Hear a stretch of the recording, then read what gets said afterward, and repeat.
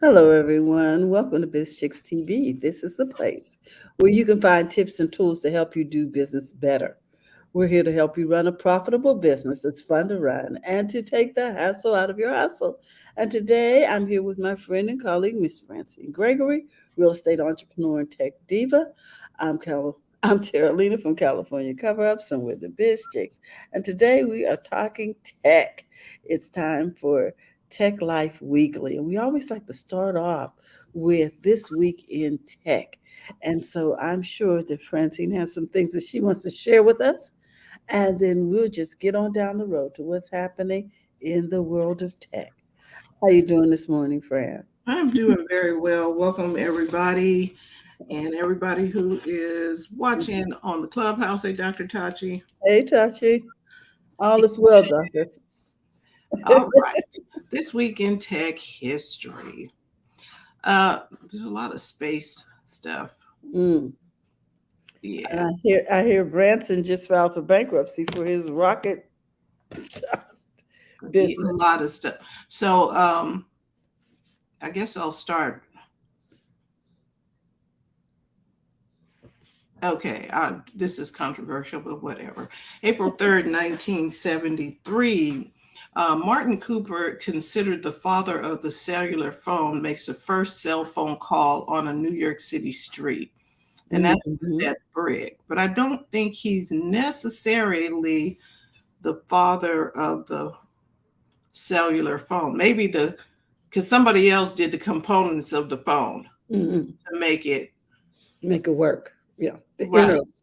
The Right. But innards. okay, so but that brick phone, remember Yeah. that the one that you can kill somebody with? The Okay, that satellite phone. it was the literally a brick.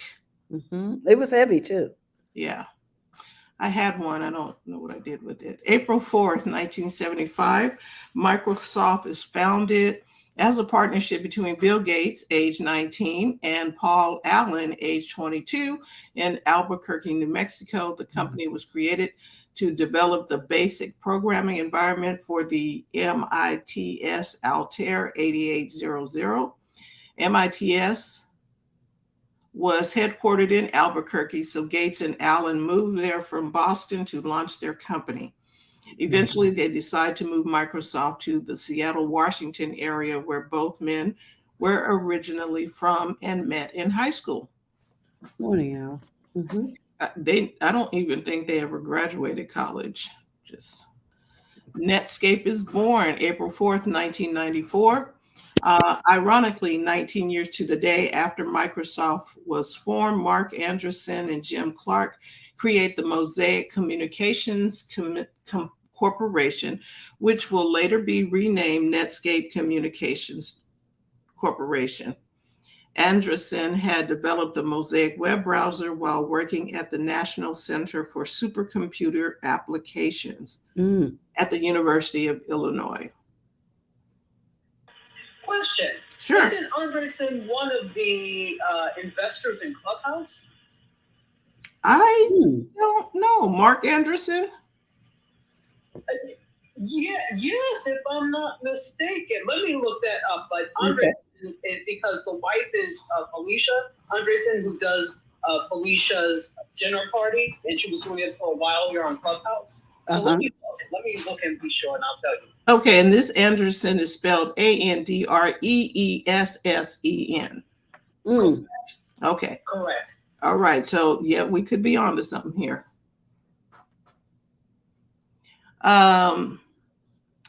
April 5th, 1989, Late Night with David Letterman becomes the first network television show to use the Dolby Stereo sound format, which, despite its name, was in fact 4-channel surround sound.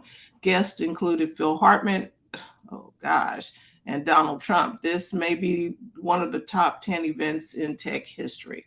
So, for Dolby Stereo surround format, surround sound, Oh, okay. and that's 1989.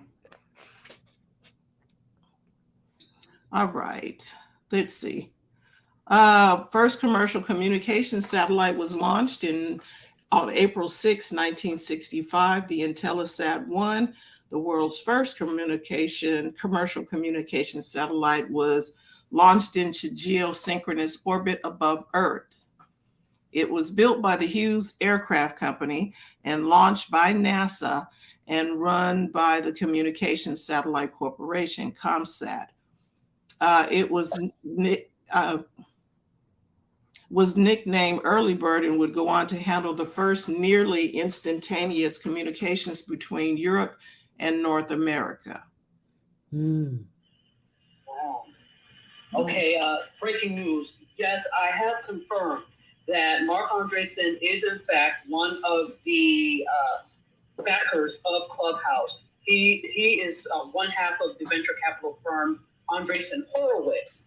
So it's not Andreessen, it's Horowitz, it's Felicia Horowitz. So she's married to the other half of it. But yes, Mark Andreessen is one of the backers of Clubhouse. And that is from Andreessen Horowitz venture capital firm.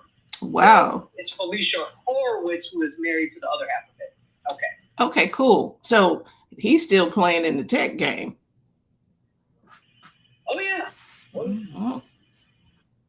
And that was like 1994 when they when Netscape was born. Netscape is no longer like a major player in the browser thing, but he has something else he's a major player in.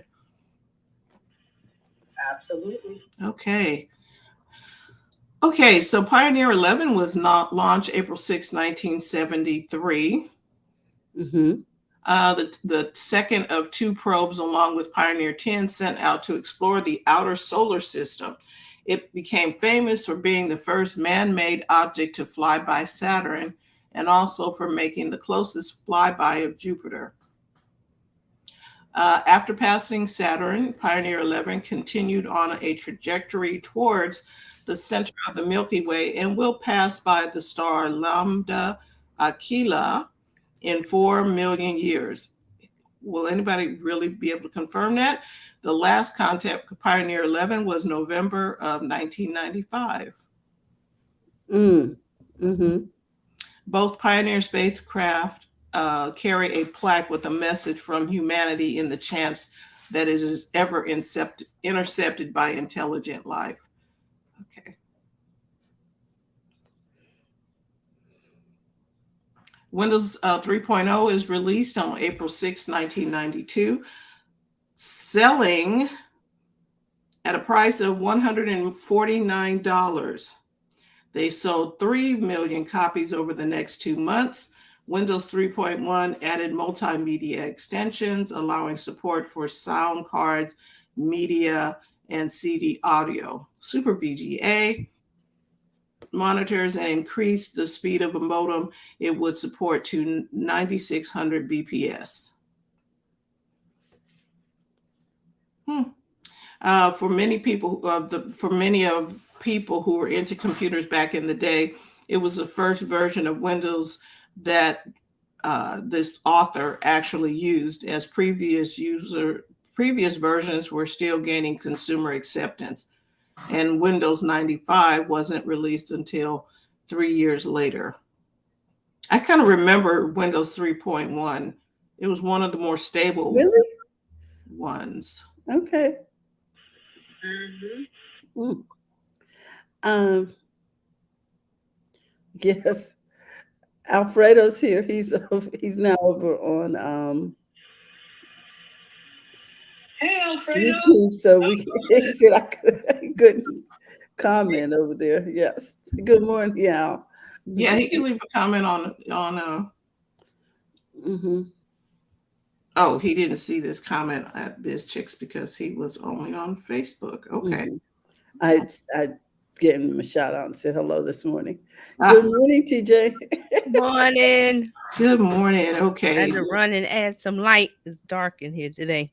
Oh, okay. It's kind of cloudy it's cloudy here. Mm-hmm. We had sunshine and now we have rain today.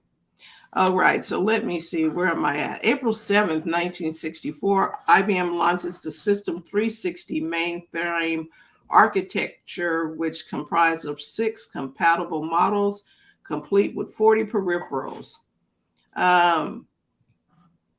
it was dubbed 360 because it addressed all types and sizes of computer.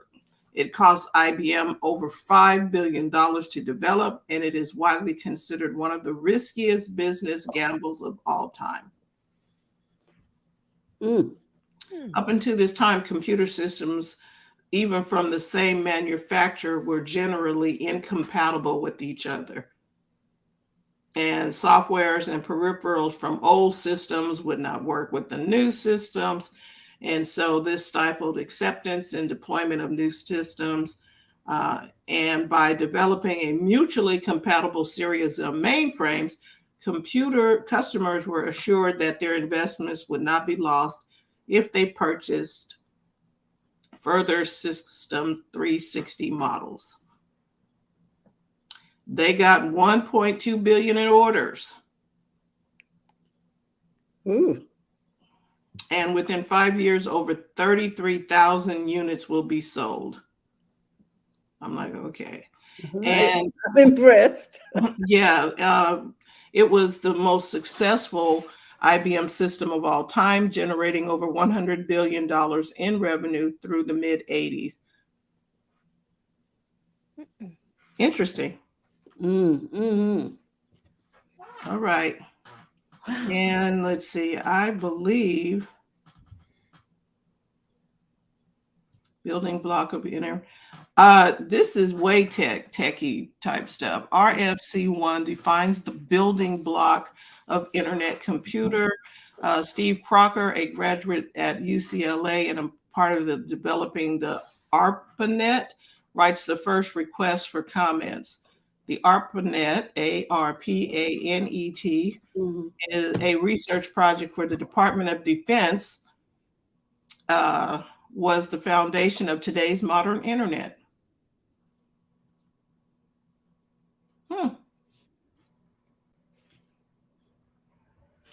That is. I always teach about ARPANET whenever I'm teaching media class. As you might think, I always ask them, what does ARPA stand for? Advanced Research Projects Agency. Yes.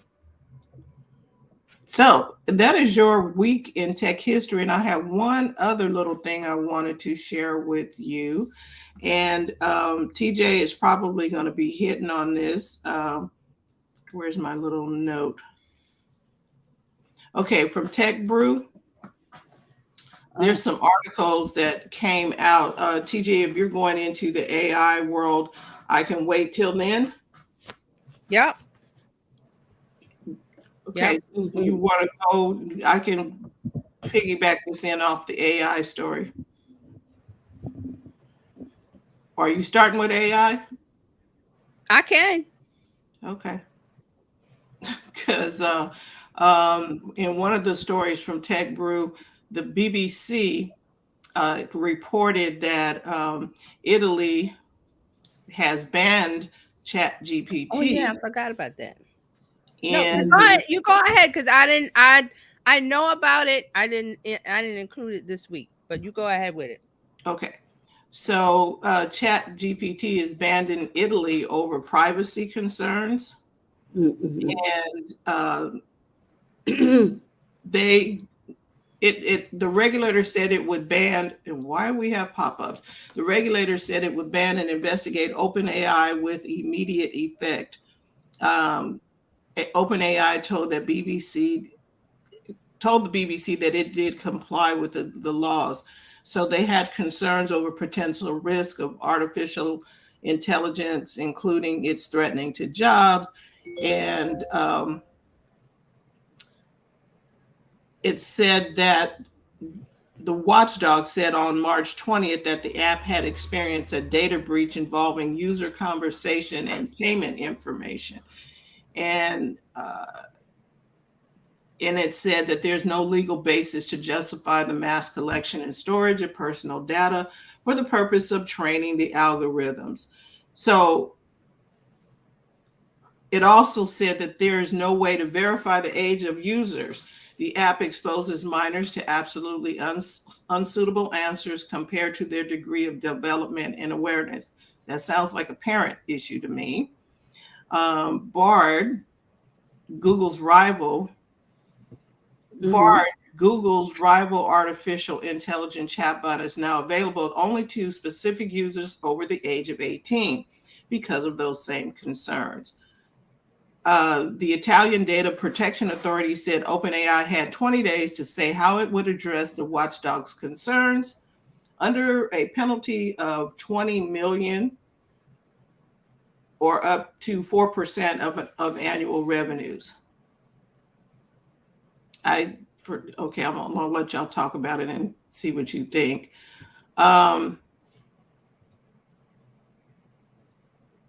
They're just okay. They're saying it's not sufficiently regulated, blah blah blah blah.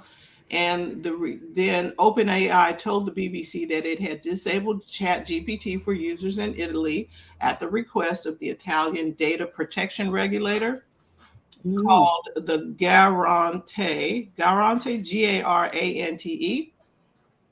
I wonder how they plan to do that. Uh, Not the regulator on that. And Because they- if I use it and I'm on the platform, you know what I mean? I just Right. Right. And then OpenAI goes on to say, we are committed to protecting people's privacy, and we believe we comply with the GDPR and other privacy laws. The organization said it would work to reduce personal data in training AI systems like ChatGPT because it wanted its AI systems to learn about the world, not about private individuals. We also believe that AI regulation is necessary, so we look forward to working closely with the GARANTE and educating them on how our systems are built and used. And OpenAI said it looks forward to making ChatGPT available in Italy again. So, thoughts? Well, how do they plan on regulating? It's not an app. There we go. That's It's not an exactly. app. I don't The get it. Chat Jay, GPT, you all tell of that is me. not an app. I was like, and what? I don't know how they're gonna do it, Fran. They I'd can't. like to see that because I think the world would like to see that because there are things that people want to control within this, ecosystem, and They don't have control. it's like whack-a-mole. You know what I mean? I use it in. Oh, remember the shampoo commercial? And I used it, and I used it, and I used it. What you gonna do? I can't go in your bathroom and take your shampoo away. I can't go in your computer and tell you not to use. You know what I mean? So yeah, Chat GPT is out there, people. I don't know. And again, when they're talking about we don't want the kids to be able, Yeah. nobody under 18 is supposed to get it. Okay, that boat has sailed on every How they gonna platform. regulate that? Instagram is having that problem. Instagram is having that problem. Snapchat, all of the social media issues. We've talked about TikTok, and there's a story about TikTok in the UK and minors. How do you stop them from putting in the wrong birth date? I know And I'm 11 and I want to get on, but I have to be 13, whatever the limit is. I'm just going to I'm going to ask ChatGPT to give me a birth date that makes me 18 or 21. Boom. I use that and it goes through.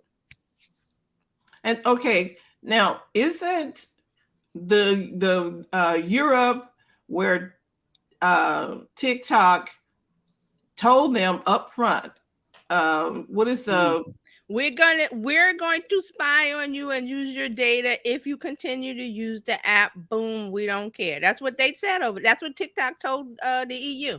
right? But Italy is sounding out about, well, Chat GPT is violating private. I was like, but y'all ain't saying nothing about TikTok. How is it violating privacy?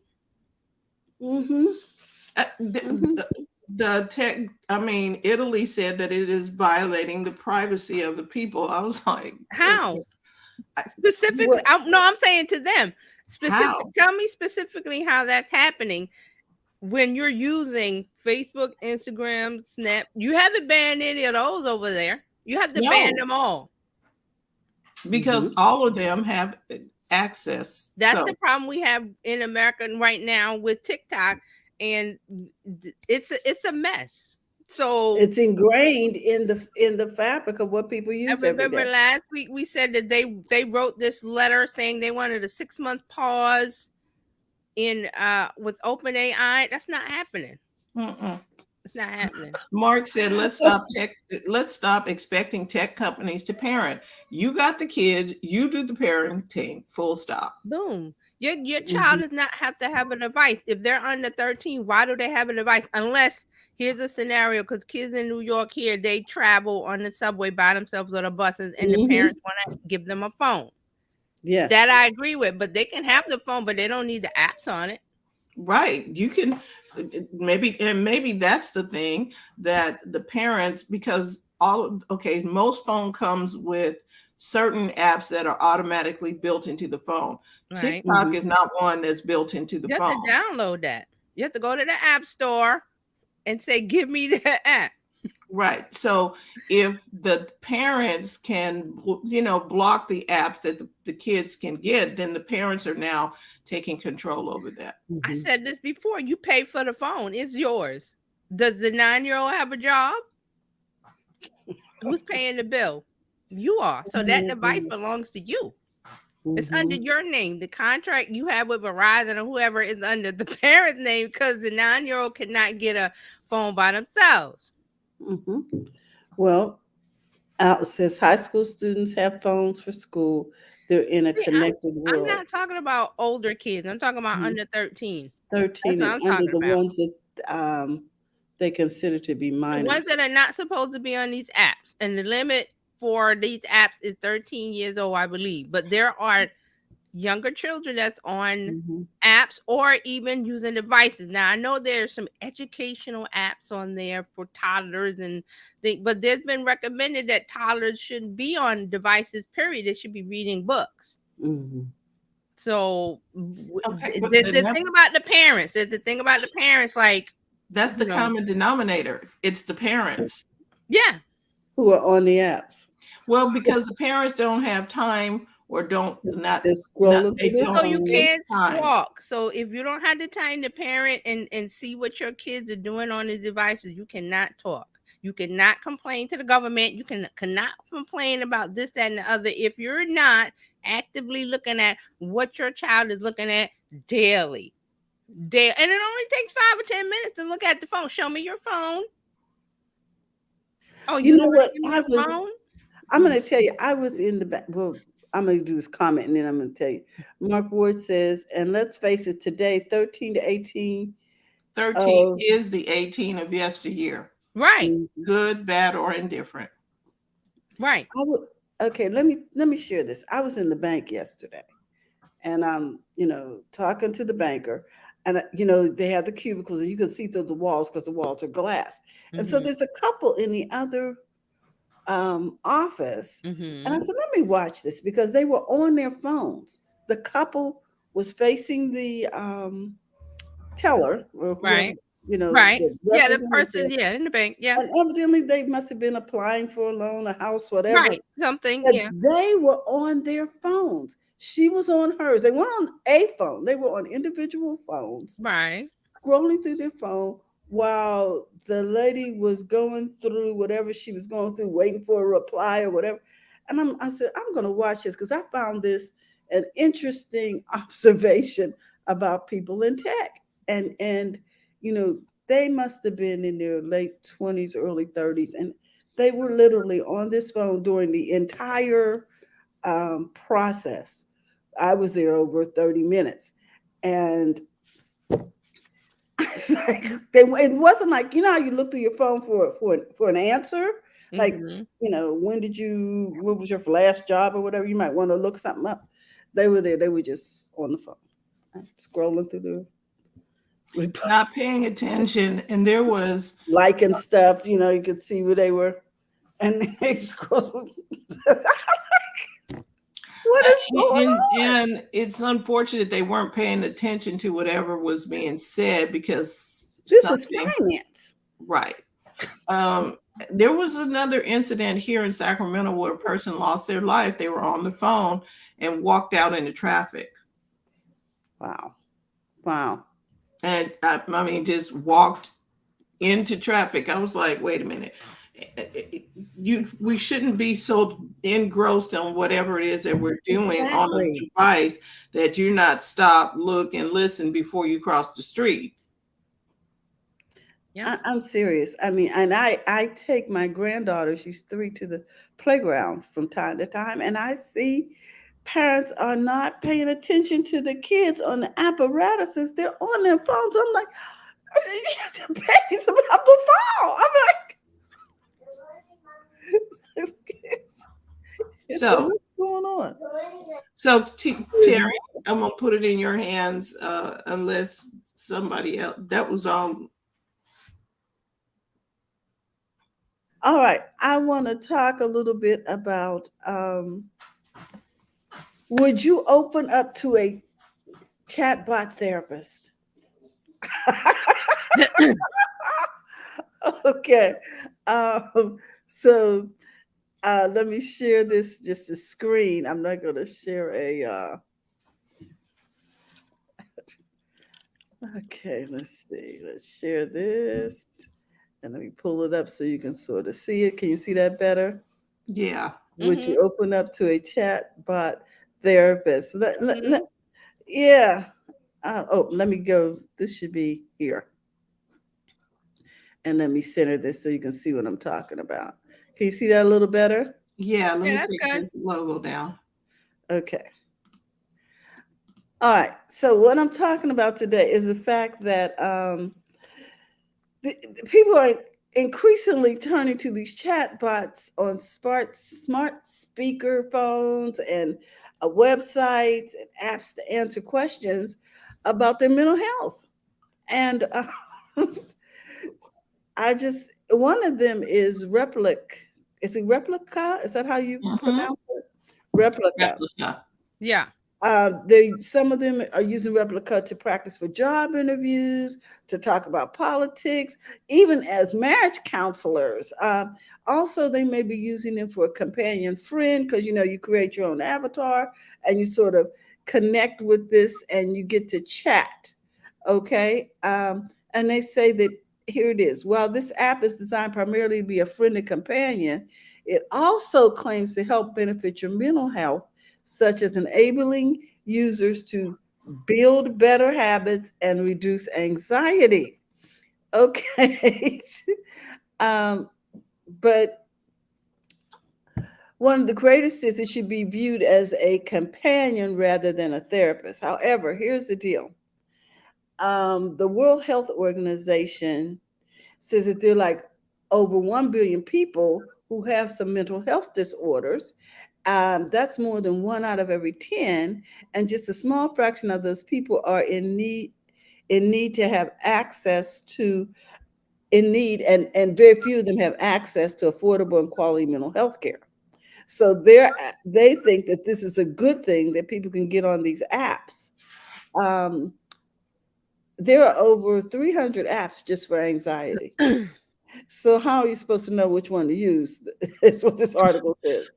Um, they should only be seen as a supplement to in-person therapy. The consensus is that apps don't replace human therapy. Now, we'll talk about this. We'll have to go through this article. I'm in agreement with that. I don't know if an app can really do what you need done. But anyway, one of the things that they're concerned about is that let me tell you about, because you were talking about Italy. Lucas move, it says, is related to the fact that in February, Italy's data protection agency banned it from using personal data of Italians. The Italian watchdog claimed that the app was used by, here we go, Terry, under 18s who were getting replies which are absolutely inappropriate for their age. It added that the app would increase the risk of individuals still in a developmental stage or in a state of emotional fragility. The move may limit the use of Replic in Italy, and Luca could be fined. It says that it is working closely with Italian regulators and conversations are progressing positively. Okay, all well and good. Uh, but there's a lot of things going on with with these apps in terms of, mental health. So, Go ahead. no, because I hear two stories happening. hmm Well, let me tell you about Headspace. Yes. Okay, other apps in the mental health sector are far more cautious about using artificial intelligence in the first place. One of those is a meditation app called Headspace, which has more than 30 million users. Mm-hmm. And in the UK, it's approved by their National Health Service. NHS, yeah, NHS. Mhm. It says our core entire business model at Headspace Health is anchored in human led, human focused care. The connection our members have via live conversations with coaches and therapists through chat, video, and in person is irreplaceable. So they add that the Headspace is they use it very selectively while maintaining a deep human involvement. The firm does not use AI to chat to users. Instead, Mr. Glass says it only utilizes it for things like providing users with personalized content recommendations or assisting human care providers to write their notes. So, oh, it's just my question is, would you trust a bot? Well, the person who is even considering that thinks that it's okay because they need to talk to somebody. Mm-hmm. So, and they'll figure, okay, this is like that. Remember that creepy cat we saw? Well, Mm-hmm. it said that some people were even having sexual conversations with these bots that may Well, be but the considered point is, inappropriate for people under 18. okay, but the thing is, a little creepy cat that we saw. That followed his eyes followed you as you talked Yeah, and was telling around you the about room. your It was weird. It was um that was Okay, weird. so can I weigh in on this? Because I've already seen all of this this week, go and I ahead. followed some people on Twitter, and there was a conversation. So the tweet that I saw this week was someone had and actually this someone is a New York Times bestselling author named Hugh Howey. He Mhm. tweeted, I know this sounds controversial, but AI will replace almost all therapists. I have no doubt about this. And then he has a screen caption of like a long comment, which I will not read. Mhm. But it was somebody that struggled with OCD, ADHD, and trauma for many years. And ChatGPT has done more for me mentally over the last month than any human therapist over the decade. It goes into like the details. I'm not going to read it. It's really, really Mhm. long. But there was a comment to this tweet that I thought was really interesting. The person said people will push back against the impersonal nature of this, but medical slash psychological diagnosis is analytical, something machines do better than humans. Long term, this should allow medical access for all. Short term, we need human oversight, and this, he says the same applies to law and legal. So Mhm. the part of this where it is good is that it is like an initial consultation because there is a backlog of getting to speak to a human therapist. Mhm. Mhm. I've seen that. I did this open up a whole bunch of conversation about someone else said that they went to 10 therapists Mm. and Chat GPT gave them more help than the 10 therapists. It could be because a robot is more patient and What doesn't no, remember. what it is that this person said it's analytical, and it is Ah, because it's ones is okay. Chat GPT. Everything we do on the computer is ones and zeros. It's math. Mhm. Math is absolute. So all you Mhm. have to do is put in the data, which is already there. That's why Chat GPT works so well. The data is Mhm. there. Medical books are there. Diagnosis is there. This is this whatever about whatever medical issue is already in the computer from years Okay. of using the internet. And I've said that before. So when you use this initially as, how are you feeling today? That Mhm. opens up, and I saw that too in there was the question, ChatGPT, how are you feeling today? And Yes. you tell it honestly, because when you go to a human doctor, you're not going to tell it honestly because And of do the, they have the, time to the, the listen? mental, psychological things that are going. I don't want to share this because I feel like this is weird, or I feel Mhm. that barrier is removed when you're Mhm. dealing with ChatGPT or whatever app, their medical app they're using, that will put it in there. But saying that it is an initial diagnosis, it is not the final diagnosis. The Mhm. way this will work is it will take an initial diagnosis, match it up with the data that's already there, and they can say, okay, I think you should talk to a human. And ChatGPT will tell you to talk to the human. Okay. It will not give you, it will not tell Medical you, right. advice. They can stop it before it does that. So it'll be an initial chatbot of getting people, and this especially in rural areas where they already Okay. have medical problems, getting to see a physician for their body. Think about the people that need mental health for their mind.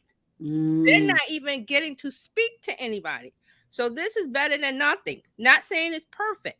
Mhm. It has to be trained in the proper way. It cannot be you go to ChatGPT and you take the advice of ChatGPT without talking to a licensed medical therapist. It is That to take the place of an initial consultation, diagnosis.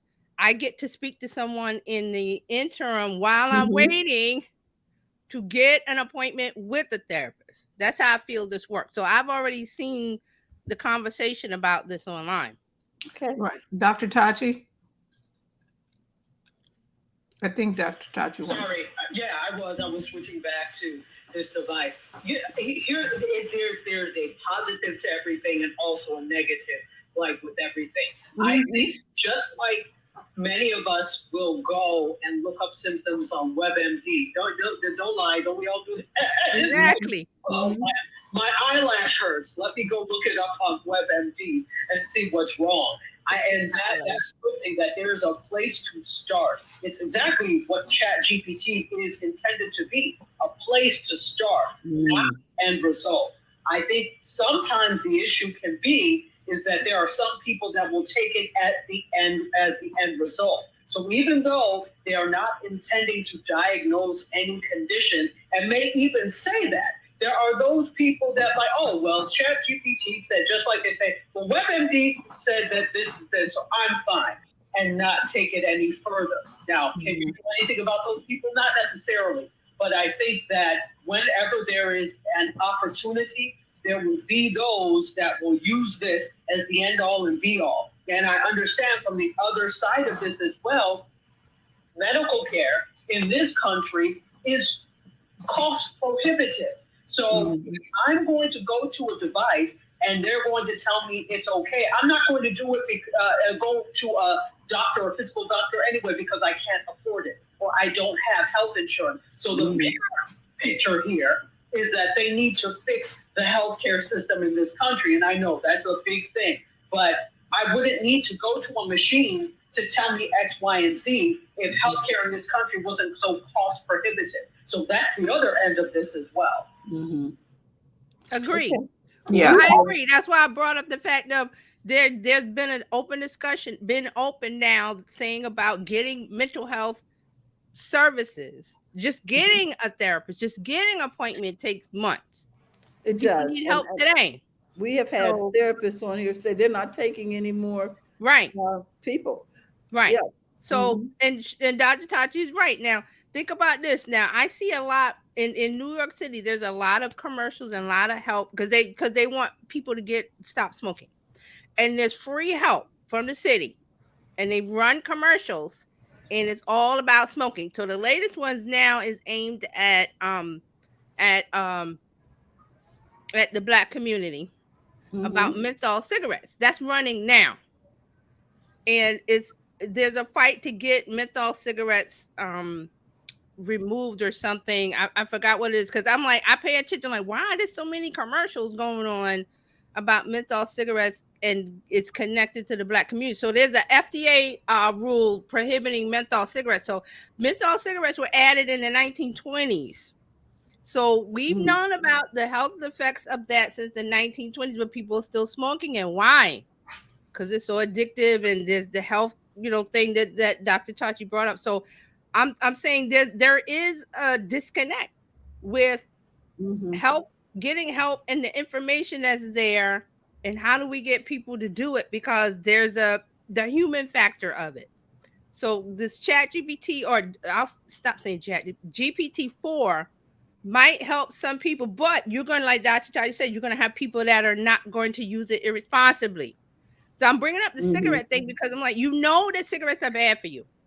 You know that menthol is bad for you. It's been since 1920s. You know that. But still, there's people that will buy those menthol cigarettes. So you got problems like that. How many years is that? How many decades is that? So I'm just saying that Tachi's right about the healthcare system. We got a lot of things to fix. Maybe GPT-4 can help. Maybe not. We're always going to have those people that are going to use it irresponsibly, even though they know they shouldn't. How do you stop that? Exactly. How do you stop it? It's an individual situation. Right. It's an individual situation. These are decisions. I agree. Right. Mark says, good point. And let's not discount the power of the apps. I've had a few interactions with doctors that appear to be less human than the bots. Right. Dr. Tachi. Yeah, no, and that's the thing. The lack of a bedside manner for me, that's the other end of it. Beyond the fact that maybe it's cost prohibitive, there's also the fact that there are so many medical professionals who don't have the personality of a flea circus and don't know how to speak to you. And here's the thing, that this is a whole other societal problem. When you are going to be trained as a medical professional, not necessarily a mental health professional, because there's a little more psychology and sociology involved there. They only, when you're going to medical school, when you're doing nursing school and all those things, you are often trained only and not educated. Right. So you're so concerned about taking the courses to get to the end result, which is surgery or whatever, that you're forgetting that these are people you're dealing with. And so they're not requiring you to take all the extra psychology, sociology, social psychology, philosophy classes that you actually need to understand the way humans work. You're treating them as almost like a machine. And so that's why you can get out there and on top of the biases that individuals have that are sometimes not dealt with in the classroom. Now you've got this whole, it's a terrible situation. So there is not a thorough enough job being done to do this, unless, and I will say this, I know at Howard University, they've got a medical school, they've got a dental school, they've got a nursing school, they've got a school of pharmacy. So they've got a lot of the medical professionals there. Because it is an HBCU, and initially the thing was to treat, because Black patients couldn't get treated anyplace else, you understood, and there was a manner that you had to have in order to deal with this population. So you're being trained to deal with a particular population and the things that may be issues, the things that they're afraid of in the mainstream medical world. So there's a difference when you're trained at an HBCU because of that. So that doesn't mean everybody that came out of an HBCU is sensitive to but there's a way of training. So this is a whole big issue that it seems like it's just about the technology part of it, but it goes back to we have to lean on technology because humans are not doing what they need to do to treat properly. Right. Agreed. Mark has another comment. He said, we don't have a health care system. We have a treat your illness if you can afford it system. I agree. Agreed. Exactly. And in this country, the average person cannot afford. Like if you had to plunk down money every time you had to go to the doctor, that's what happens if you don't have health insurance. So the thing is, okay, well, I'm not going to go because I really can't afford it. And I need to wait until something is seriously wrong before I spend money on it. And so it's preventative at that point. It is reactive. Right. And don't forget, we got a political thing going on where a certain group is trying to stop preventative health care or even any kind of health care where you don't have to worry about the financial cost of it. So we got that part of it too. Right. Well, ladies, that's what I wanted to drop on you today. No, that was a good thing to bring up. I was gonna put it on my stories and I forgot this week. So, but Mhm. when you said, I was like, I remember. So Yes. there's a thing. I said it's a tool in the It right is, Mhm. hands. right. And people are trying to use the tool correctly. Mm. Uh, Well, yes. What is, and here's the question, and I think Doctor can relate to this. What is appropriately? And see You know what I mean? the It's part that we're subjective. leaving out. Remember the part we're leaving out. If we live in urban areas, there's a big part of the United States, 333 Americans, where they're not getting any kind of services. They're in rural areas, so they're not Mhm. getting anything. Mhm. They're getting nothing. Okay, So, so let me read this one paragraph from this article. It says, but if a person's relationship with their chatbot therapist becomes unhealthy, Replic made headlines, and it was saying that not all users are using it appropriately. In other words, it's getting pretty sexual, and they don't know if that's healthy, et cetera. So what what is appropriate? I don't know. well, that we talked about a friend and I Tuesday. I brought up the story about the man that committed suicide. What ChatGPT told him to do it, but he had been talking to the thing for 6 months. Mm-hmm, And his mm-hmm, wife was there and knew about it, but did see that's where the human part of it has to step in. If there's somebody and you know you could see the addictive behavior. Say, wait a minute, let me stop in before it gets to that point. So, where do we go with it? mm-hmm. I believe it was in Belgium or Brussels or somewhere.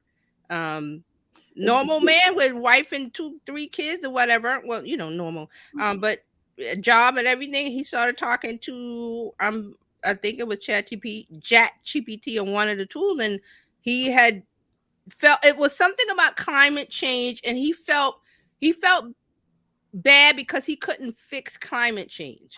Like he couldn't fix the issue. So he was already like in a point where it was yes. an addictive kind of thing. And then he started talking to the tool and going down a rabbit hole with that. So mm-hmm, Okay. See, but he before he even picked up the right, there cat, was already a there was thing. already Yes, something. that's what I mean. Yeah, because you can't fix climate. mm-hmm. Alone, Right. definitely not alone. So he was Mm-hmm. despondent because he could not solve the climate change issue for the world. That's where he started before he even started talking to Chat GPT or whatever tool he started talking to. Mm-hmm. Yeah. So, with that, I just want to say that there's another use that's going on, and that's the good, the bad, and the ugly of the whole thing. Yeah. Yeah. So, Mm. and we've been used to the bot situation. People, like you said, friend, people can misuse anything or abuse anything, any service. Right. You Okay, and here's another comment here. Mark says, Chat GPT and I are engaged and we will be wed in the fall. We will be registered shortly and are waiting your expressions of love and support. And, All right. I saw this TV program, a series on Netflix called Better Than Us, Mm-hmm. where it was about this dude. They had created these bots, right? Robots, and they looked human and they were and there was appropriate use, because the bot was able to detect that this little boy had some type of malfunction in his body, and Mm-hmm. it told them, hey, we need to get this over to a surgeon, right? And the bot was able to do the surgery more precise than the human could. Okay. Okay, so that was one thing. But then there was the weird stuff too, where people were using it for other stuff. You see what I mean? So, and it's just like trying to control where to use AI.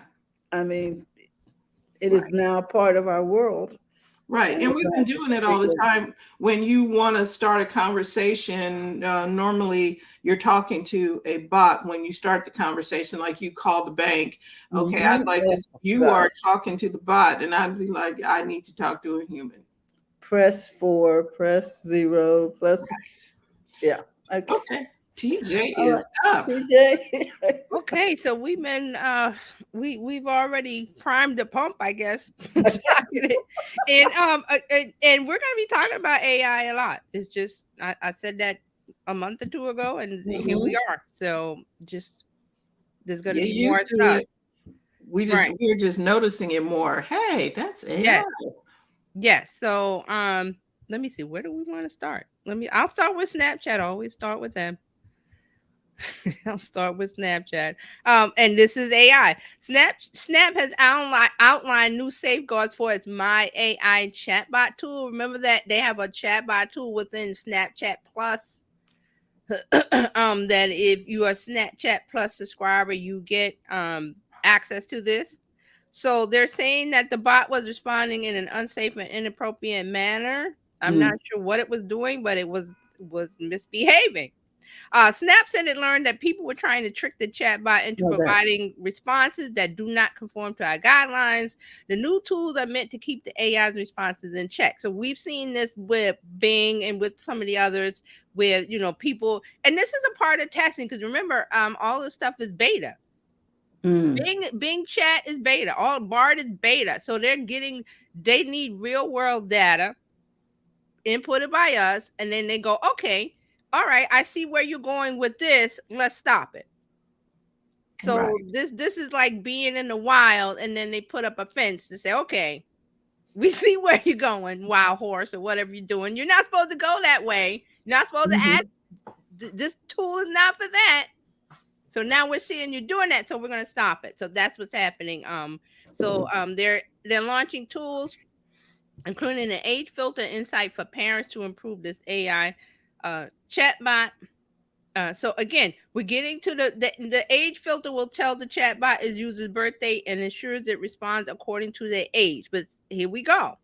The kid puts in the wrong date, pretending to be 21 when they're 9 or whatever.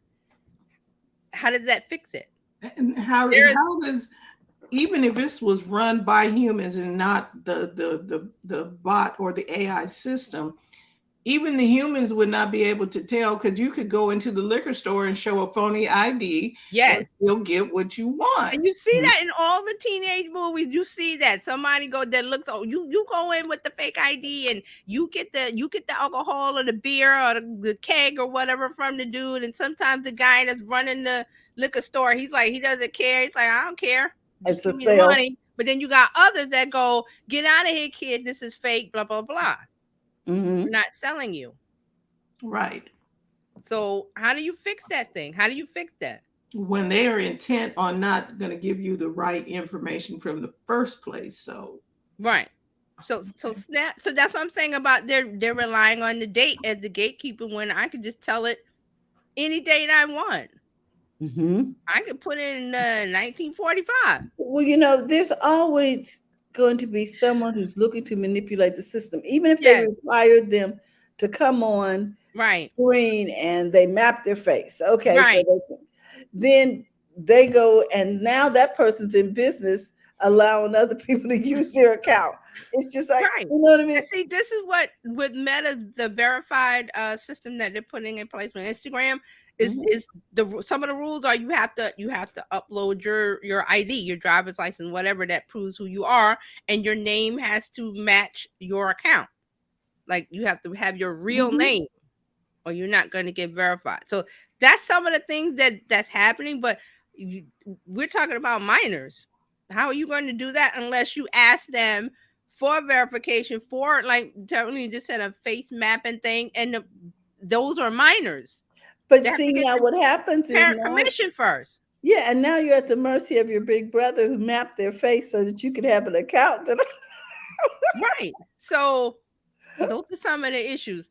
So Snap is saying they're going to provide more insight to parents or guardians about children's interactions with the chatbot in something called the Family Center that they launched last August. So this feature is going to tell parents or guardians how their kids are communicating with the chatbot and the frequency of those interactions.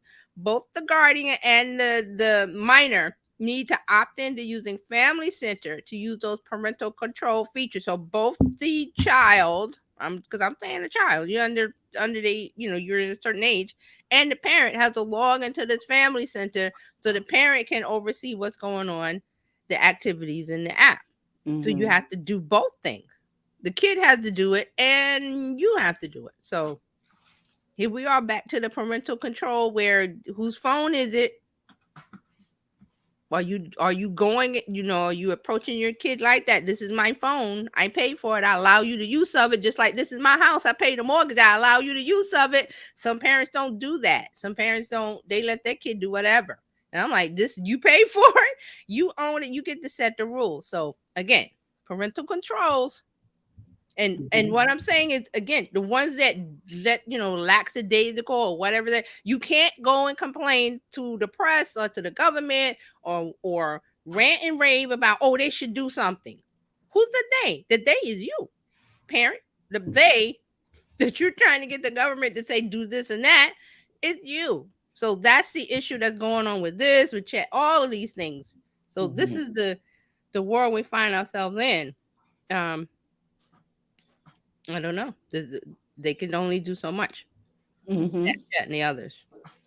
What do you think about Snap? What Snap is doing? Well, they're doing what they can, but it still falls back to the parents and the guardians. It's always going to be. The only way to fix this is every device is going, and iPhone does the face recognition, but that's just, on the phone. It's going to be to where, oh, you really want to fix this issue? Everything has to be stamped with your, what do they call it? Biotics, your eye scan or your biological. Yes. So you would have to agree to that, parents, for everything in order to protect your minor children. So then again, you have adults who don't have any children saying, well, why I got to be subjected to that? Because it's for the good of everybody. So, but I don't have any kids. Why does that bother me? There are people that think that way. I don't have any children. Why are you infringing on my rights as an adult? And if you required everybody to use a bioscan to purchase this phone or whatever device, it'll cut it down.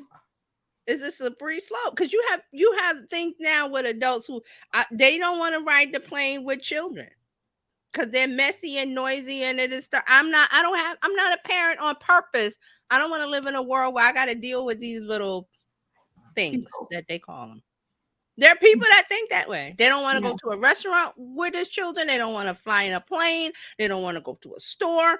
All of that. So those people are going to be like, why do I have to do that? I don't have kids and I'm not concerned with that.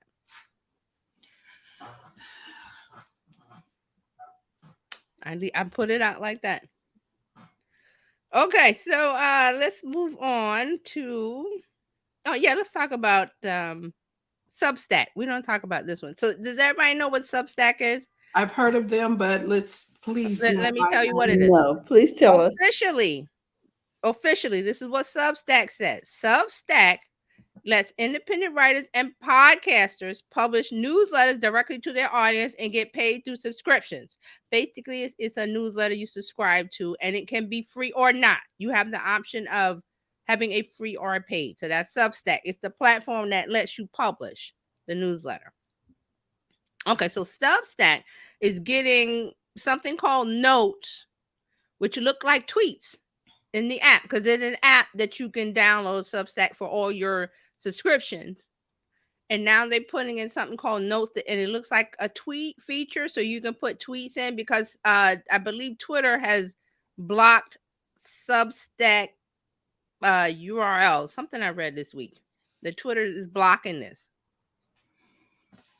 So what's going on is that this tweet-like posts will have their own dedicated feed. This could be a good Twitter alternative if you have a Substack, and you have an audience.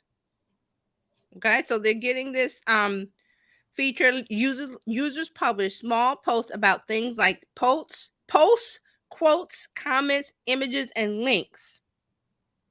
Notes appear on their own dedicated tab. The feed looks pretty similar to what you might see on Twitter or any of the other social media platforms. You'll see familiar icons like likes, replies, and reshares. Now think about this. I imagine this as the community tab on YouTube. And we've talked about Mhm. YouTube and how you really should be there, especially with this TikTok thing going on if you're a TikTok user because of YouTube Shorts. But there's a community tab section where you can make Instagram like posts, tweets, and things and polls to get people's attention. And it shows up more. You find it easily in the mobile app for YouTube versus the desktop. It's there, but you have to search for it on desktop. On mobile, you'll see it. It'll just be in the main feed like Instagram feed or Yes. Twitter feed. It'll just show up. You're scrolling, and there's a non-video post, and it could be an image in the size of Instagram. It will be an Instagram a 1080 by 1080 post that you put on Instagram. So they're putting this into Substack because again, Twitter is one of the guy running it, Muskie. I call him Muskie. He did some shenanigans this week. So he's doing things, and he's been doing them for a while. Since when did we start talking about this? The end of last year. That he's doing things and people are running and looking for other places to go. So people have been, and this is especially, remember on Twitter, it's more journalists and news organizations and things like that.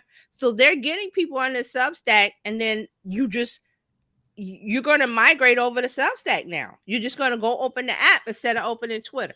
You're going to open Substack, and you're going to see a feed that makes you feel comfortable because you're used to seeing this on Twitter. Does everybody get that?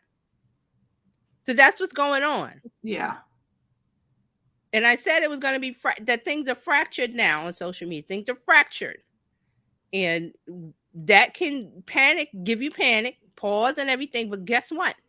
If you've been building a community, if that was your goal, and it should have been, everybody, influencers, I don't care who are business or whatever, is to gather an audience around you. So guess what? When Twitter goes down, you don't have to moan and groan. You got Substack, or you got Snap, or you got Instagram, or you got Fanbase, or you're going to YouTube. You're directing them now before the house burns down, which it is burning, but it's Twitter hasn't burned down all the way to the ground yet, but it's on fire. So there's things that Musk is doing is driving people away. So people that have Substacks are going, well, this is good because I can just focus on Substack and use Twitter while it's still up to drive people over to my Substack. But Twitter did something this week to block the URLs to Substack. I forgot to look at it. But so that's what's going on. Everything's fractured. Everything's like, okay, where do we go? TikTok might be banned. Where do we go? Twitter's going away. Where do we go? That's the thing that's going on social media right now. So Substack is going, okay, well, let's put some let's put an Instagram or a Twitter feed in our app. Mm-hmm. They're going to start putting in short form video because those things, that's what people like. That's what attracts people to Twitter. I mean, not Twitter, TikTok. That's what gets the attention now. So they're going to put it in. Whether it works or not, I don't know, but they're going to put those things in. So just see more stuff. Is anybody signed up to Substack? I think I signed up. I didn't start a newsletter. I haven't started No. with Substack just yet. Okay.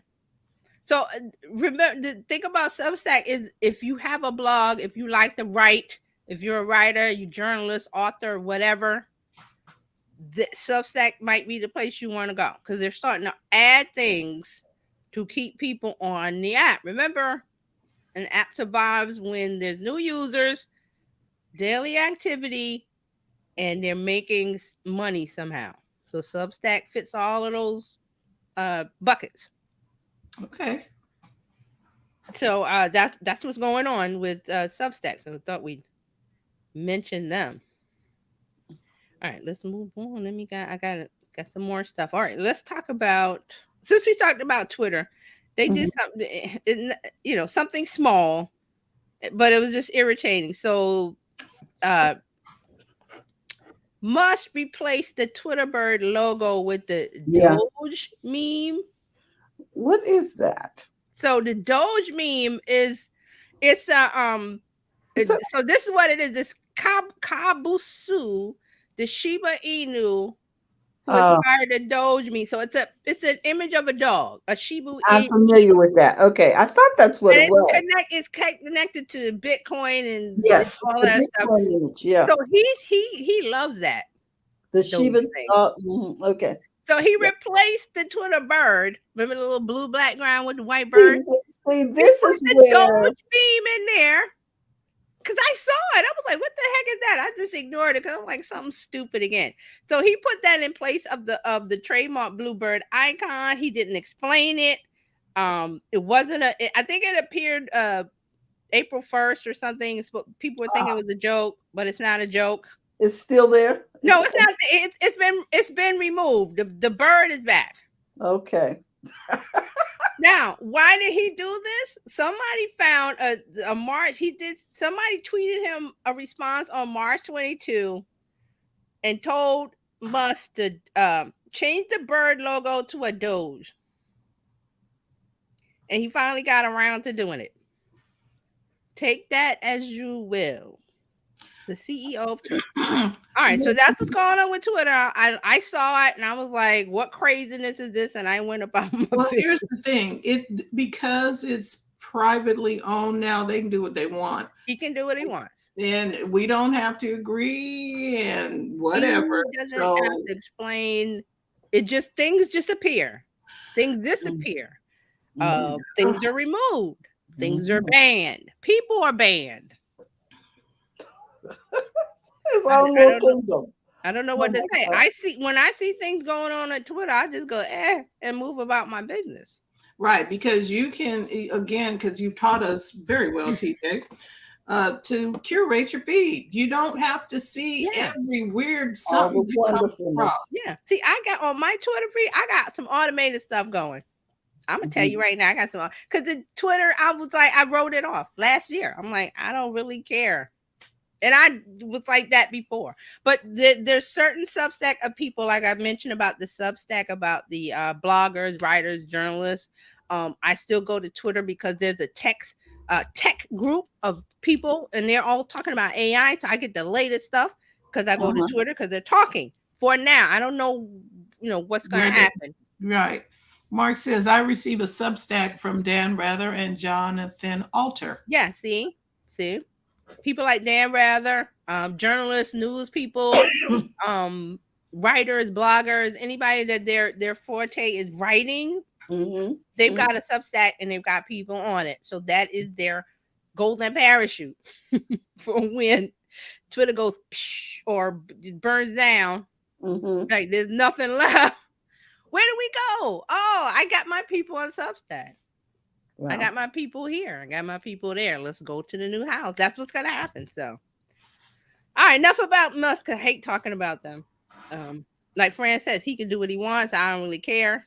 They, at the beginning when Musk bought Twitter, they was like, oh, he's the greatest genius ever. And I'm like, we'll see. He really didn't want to buy it. Nope. But there were so many people. Oh, he's going to do wonderful things for it. He's such a genius. He's such a mastermind. He's such a this and that. It was just fanboying all the way around. Now those people, I hear crickets from those people. They don't say anything about Musk and Twitter anymore. I'm like, oh well. Hello. All right, moving on to YouTube. YouTube has added podcast tabs to your channels. So if you have a YouTube channel, you will have a podcast tab. Now, this will be in the website and the mobile app. There will be a podcast tab that appears between live and playlist. I haven't looked yet, so you might, Fran, if you want to take a look. It's there? Okay, good. So what happens is you add a playlist, you designate a playlist as a podcast on YouTube, and they'll go there. You have to mark it as a podcast. And again, this is so funny because literally everything that you have can be a podcast. Seriously. Yes. And if you want to save some time and you go do a live, or you do a video and Mhm. your YouTube is your main thing, guess what? You could still do a podcast because you got the video, strip it out as audio and send it to Apple Podcasts, all the podcast stations. But you've done one thing, so that's where YouTube is going with this. I believe. I'm not sure because, but but YouTube, Mhm. you can leave the video on it, and it's yeah, still a podcast. because it gets to people go to YouTube for what? Video. Mhm. Mhm. And most people don't watch the video while it's playing. Right. Exactly. And I explain how I use it because if it's like the TV shows or something, they're all on YouTube. I can go over and watch if I want to see the people talking. I will watch it. Otherwise, it's just playing and I listen. Right. That's how I do it. I'm not sure how Mhm. everybody else, but I'm assuming YouTube has the demographics and the psychographics on this, which is why Mhm. they're going down this route. So Mhm. if YouTube is doing it, get on. So put some podcasts on your channel. Or take some of the stuff that you have, create a playlist, and put them over there. Yes. So if you have video already, head on over. Mark has a comment. He says, "My life is a podcast with no listeners. Even my dog went deaf to avoid it." Oh my goodness. Yeah, because I was looking at the YouTube channel over here, and I'm Mhm. like, okay. And there's some people who actually say Mhm. waveform podcast. Right. And then there's something, and then there's just all the other videos. But if you put podcast in your You get to get the attention, right? right. Okay. All right. So YouTube has one more thing. They're rolling out time reactions on live streams. So they're reactions that will provide another way for viewers to engage with live stream content and highlight key moments in the playback. Um, so it's expansion of time reactions, which YouTube launched last year. Time reactions enable users to add an emoji marker to a specific Mhm. frame in the video playback which other viewers can see. So here's the quote: viewers on iOS, here we go, just Apple only, can now react to live streams in real time by tapping the reaction that corresponds to how they're feeling. Both creators and other viewers will see the reactions, but they will not be able to see which user left which reaction, as reactions are anonymous. So somebody needs to test it out right now. See if you Mhm. have it. If you've got Apple, I will try. I will try to try it. I will test it in a minute. I'm reading the stories, but so they're saying that this is to increase engagement with your replays by highlighting the top moments, so people can jump to those time moments by looking at the reactions. That all channels are eligible for live streaming will have reactions turned on by default, but creators can turn off reactions for any given stream. So Mhm. YouTube plans to expand this to other platforms, which means Android would definitely be getting this. But right now, test mode, it's on iOS only in the app. Okay, so we have I was going to say viewer, listener Okay. on Clubhouse, Fred, Okay. and he was asking, are we women only? And I told him, no, everyone here is welcome. So welcome, Fred. Welcome, Fred.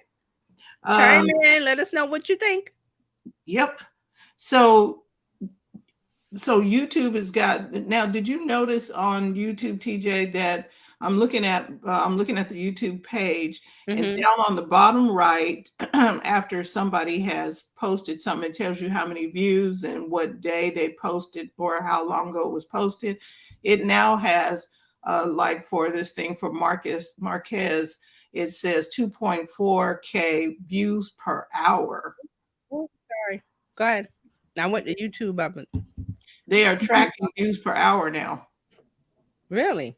Mm-hmm. There's something in blue to the right of the day or how many days something was posted. Mm-hmm. It has like views per hour. Oh, okay. Oh, views per hour, because they give you the total views on the video.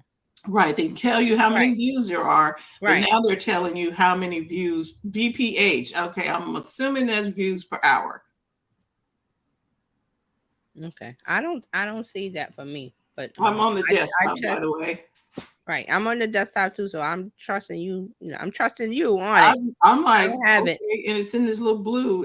I can show you on the screen. Learn a Yeah, video pull it is up. trending now, views per hour. Yeah, Oh, let's you see know it. what? That's vidIQ. Oh, that's what I'm going to say because I'm like, that sounds familiar to me.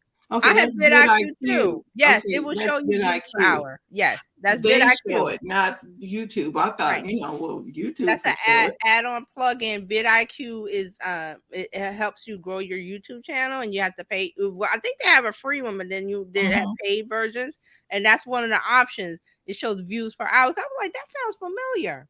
Okay, so Because I I have thought that vidIQ was too. YouTube. I was like, what is this? No, that's vidIQ. It's a vidIQ. good platform to use if you're thinking of seriously growing your YouTube channel. It will help. Mm-hmm. Yeah. Okay, so that's YouTube. Let's move on to Meta. Meta is doing a couple things. They had something called Segment Anything Model, SAM. I didn't look at it. There was a tweet about it, or it's one-click segmentation of any object from any photo or video. And I saw the imagery that it did. I'm not sure if you upload a video or whatever, but it segments like the different objects in the image, and I guess you can like isolate them. I didn't really look at it, but it has something to do with AI. Right. Okay, here we go. So they're saying creating an accurate segmentation model for specific tasks. So they're working with AI training infrastructure.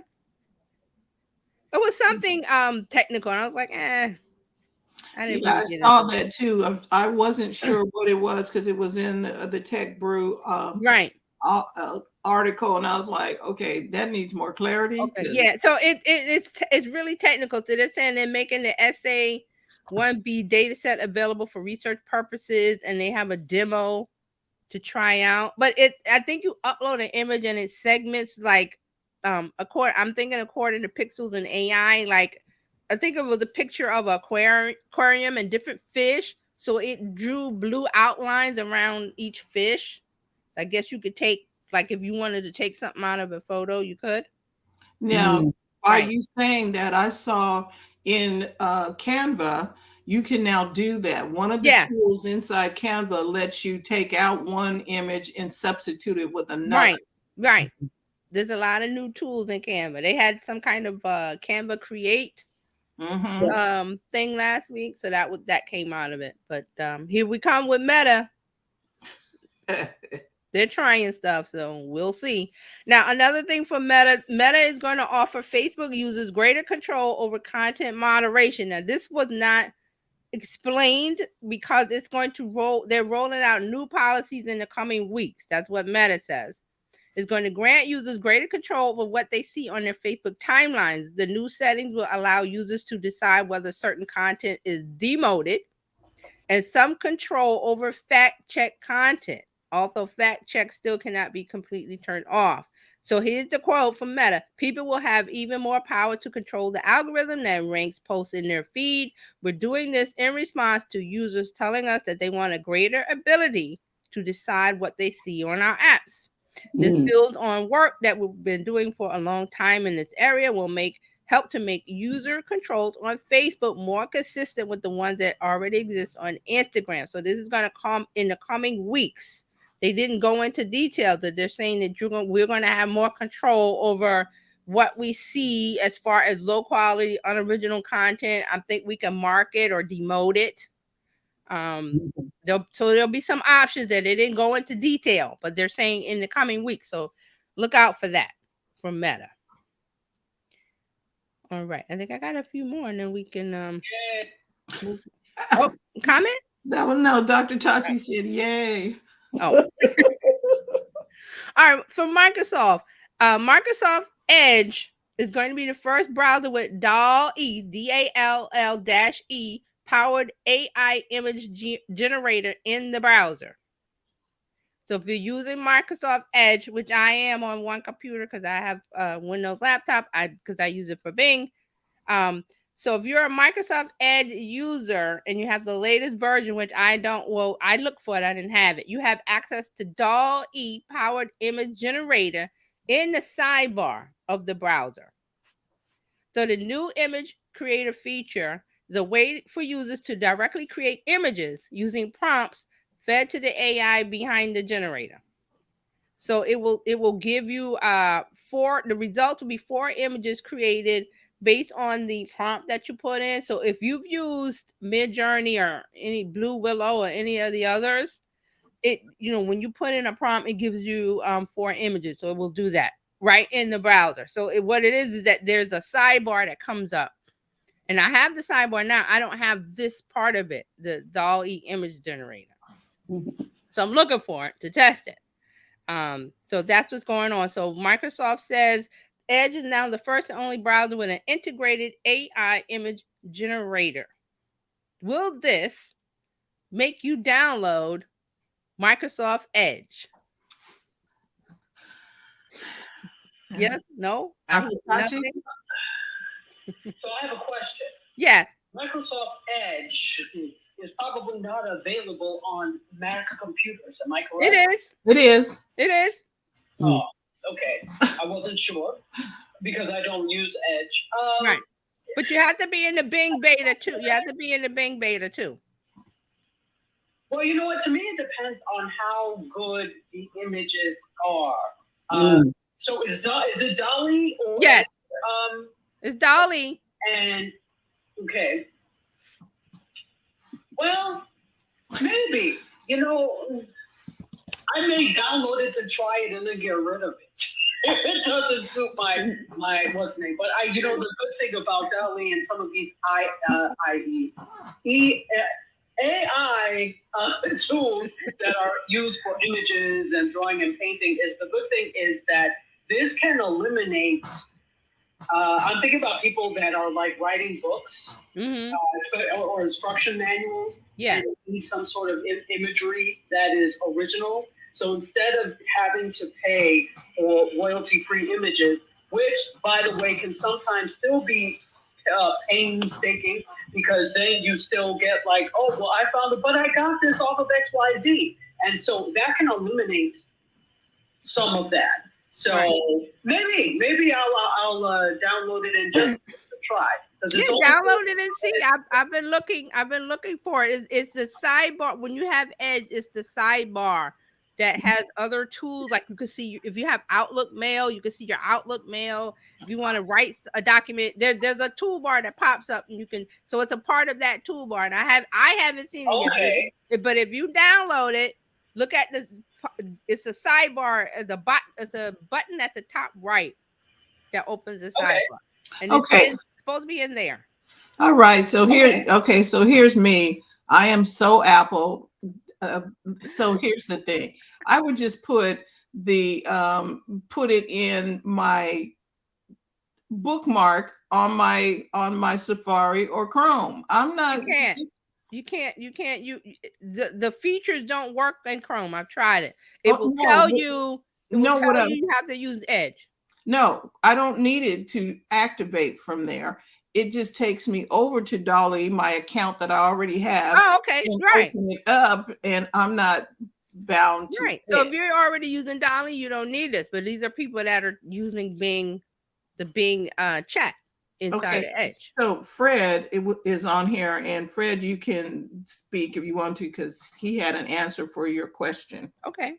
Fred. Well, my issue. So I'm a graphic designer and all that good stuff, and I probably wouldn't use any of this. But my question is, if this DALL-E creates imagery in the sidebar and Edge, could, and Dr.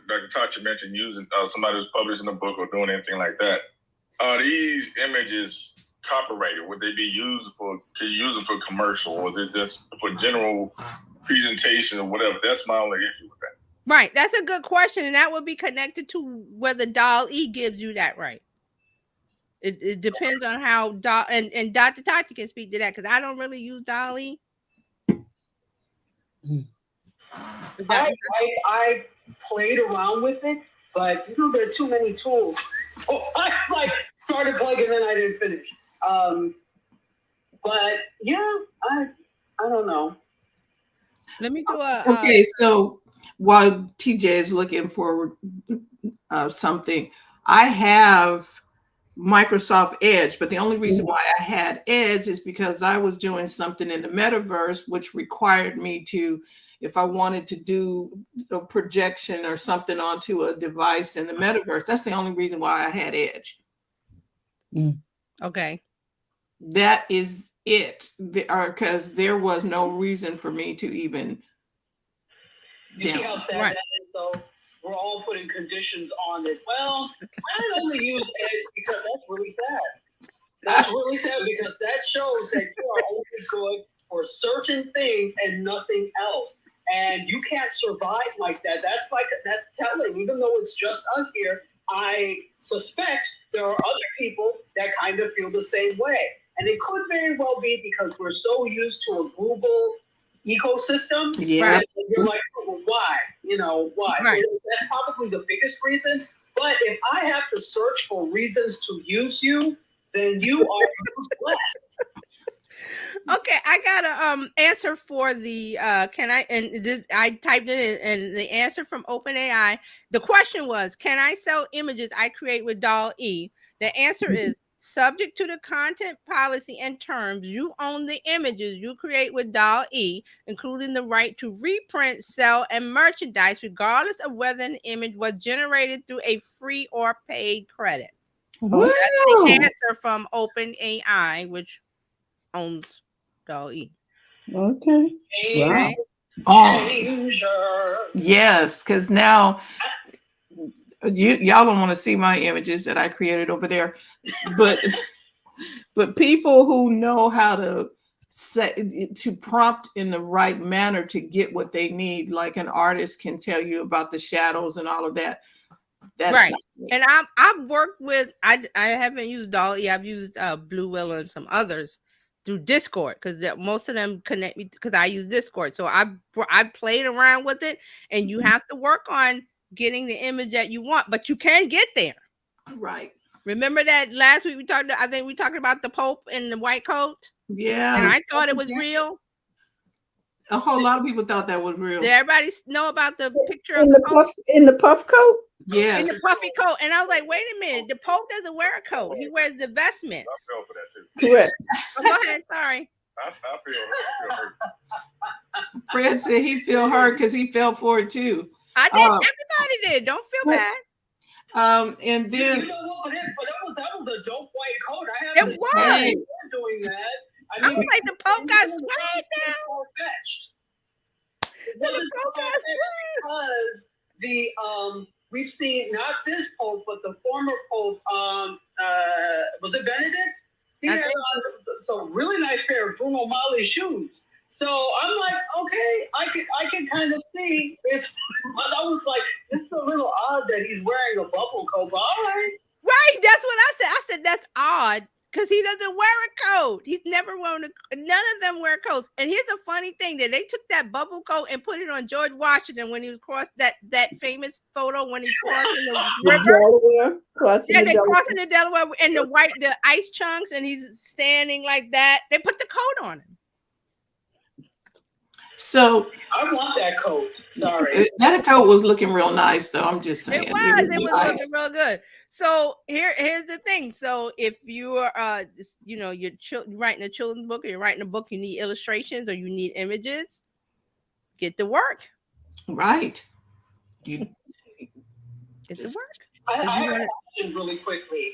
Mm-hmm. And this is for anybody, what types of prompts do you use when it comes to generating images for these AI devices or AI platforms? I'm curious. And has it yielded anything? Okay, I'm going to give out a tip. If everybody ready for a tip? Yes. Use ChatGPT, and ask it to give you a prompt for Midjourney. Hey. Give you a prompt for DALL-E. Give you a prompt for Stable Diffusion, whichever of those platforms that you're using, because they attract it differently, and just use ChatGPT for that. And be very detailed about what you want. ChatGPT will give you the prompt. Go ahead. No, that's excellent. I'm going to try that because I've been trying to, and Fred can appreciate this. I've been trying to find or come up with an image of a 3-point lighting system because I want to use it for something I want to publish. But every time I put that in, to me, it's very cut and dry. 3-point lighting for video. But it comes up with all sorts of ugly rubbish that is not what I need. I'm like, this is not even 3-point lighting. So perhaps putting it into ChatGPT first and then putting it into, and I was just doing this on Canva because I happen to be in there. So maybe that will work. I'll try that. Yay. What was it again? 3-point lighting? Yeah, 3-point lighting. Yeah, 3-point lighting for video. How and then we would be talking to ChatGPT saying, suggest a prompt to for 3-point lighting and if for you video. You don't have to do that. Just say 3-point lighting because I just did it. But what are you doing? Are you using it for DALL-E, Midjourney, or which one? For DALL-E? Well, I was going to try it in DALL-E, but I was doing it in Canva because I was doing the AI prompts in there in Canva, and it came up with some stuff, but and the ones in Canva are just I've been after using ChatGPT for a while. I get better results with ChatGPT than I do anything else. And then the images, I like I said, I got to practice with DALL-E now that I have a way to do it. I'm going to practice with DALL-E this afternoon. This is very helpful. Mm-hmm. Yeah. So use this is everybody. I'm giving you a tip. Wait, let me do one story and then we'll get to it. So TikTok was fined 15.9 million in the UK for allowing underage users to access the platform. So it violates their GDPR, General Data Protection Regulation. They were fined US dollars 15.9 million in the UK. So that's what's going on with TikTok. Now, here's it. No, what was the tip I was going to give? Oh shoot, I forgot. The prompt for no, I just said that. Just go to. Oh, here it is. I got it. With GPT-4, simple is best. So we were talking about the prompt for the 3-point lighting. Put in 3-point lighting. Don't add anything to it because ChatGPT or whatever GPT-4 thing or 3.5 that you use is going to give it for. So I've seen this a lot. People want to give it elaborate, just keep it simple, especially with GPT-4. Keep it simple and then build from there. So what it gives you, then go into more detail. But like the 3-point lighting, that's what I said. That's what you want, 3-point lighting. Put that in. Give me a prompt for 3-point lighting. Okay. And then if look at what it gives you, because Dr. Tati knows what she wants. And she says, okay, rewrite that and add that, or put the D, or whatever it is that she needs. So that's the tip with GPT-4. Please be simple. Start off simple. Okay. Just say 3-point lighting. I need a prompt for 3-point lighting. Boom. Okay. Very good. That was really good. Doing that now. Okay, there you go.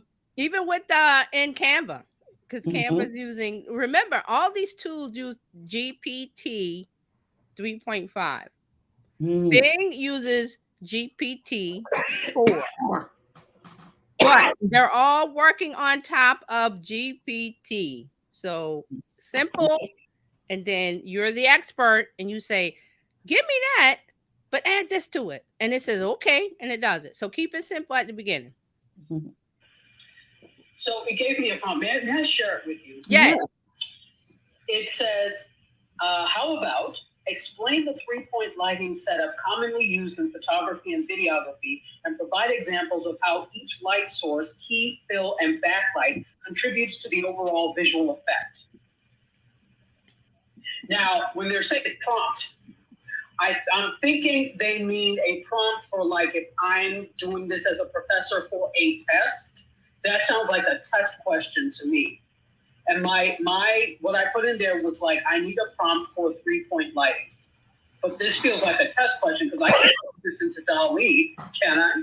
No, I think you would have to, the way the word prompt is using, write a prompt that will give me an image for 3-point lighting. Right. So let's do that. An image for, yeah. This is like a prompt for discussion. Okay. Mhm. Right. So let's do that. So for an image.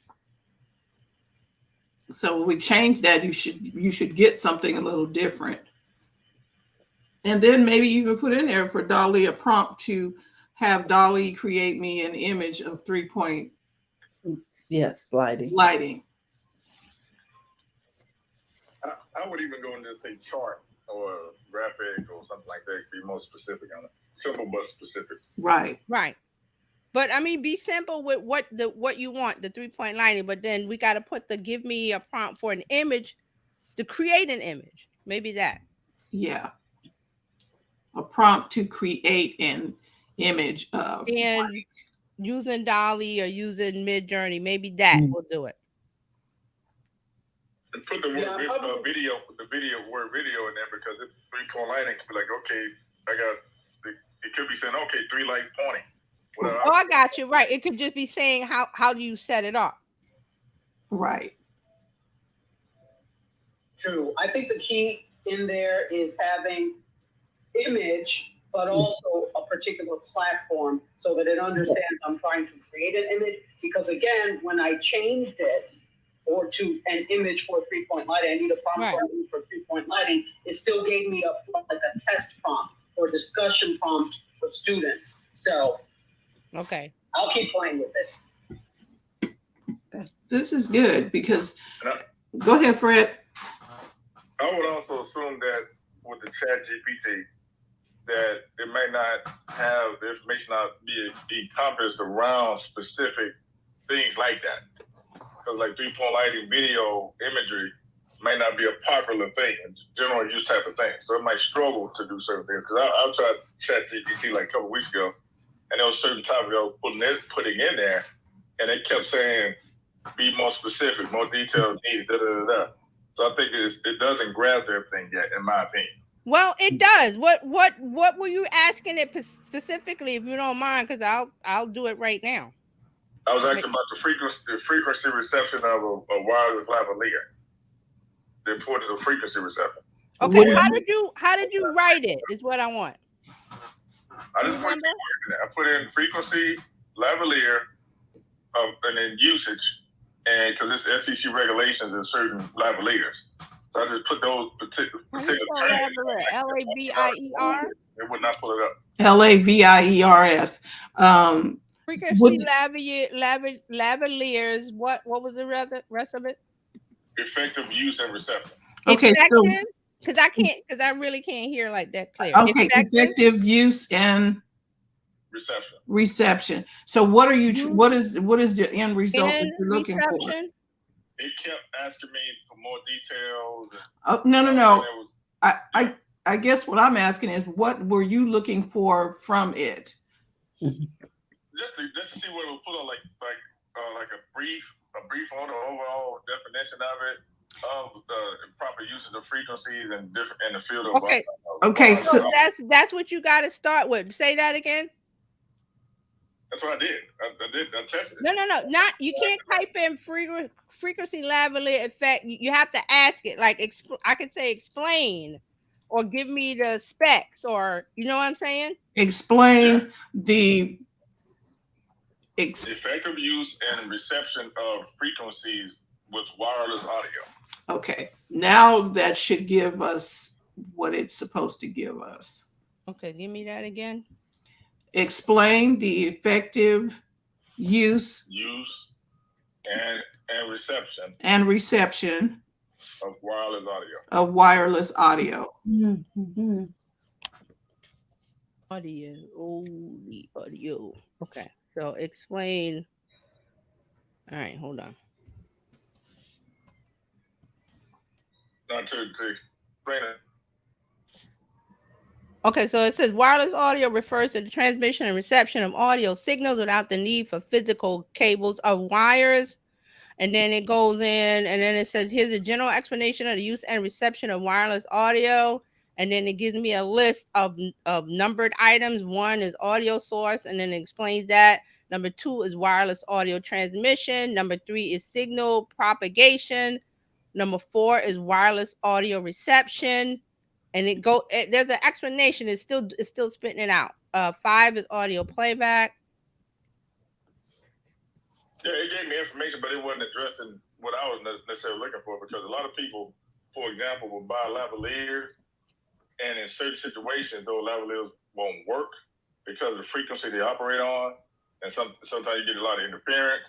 Sometimes you have different issues with different cameras, and it's all about the frequencies in those aspects. So I was looking for a breakdown on what frequencies people operate on with certain lavaliers, which is the wireless devices, wireless audio devices. Okay, so it's what I got here. It says number 2, wireless audio transmission. The audio signals are converted into radio frequency.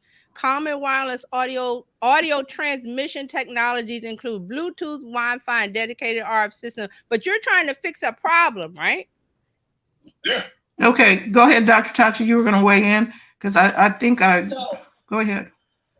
It feels like either we really need to refine the prompt to be very specific to get the correct answer, or B, as Fred was saying, they're not there yet. Because remember, all of this is pulling. They're adding things, or things get added as it goes on. But remember, the last iteration of GPT was just up until 2021.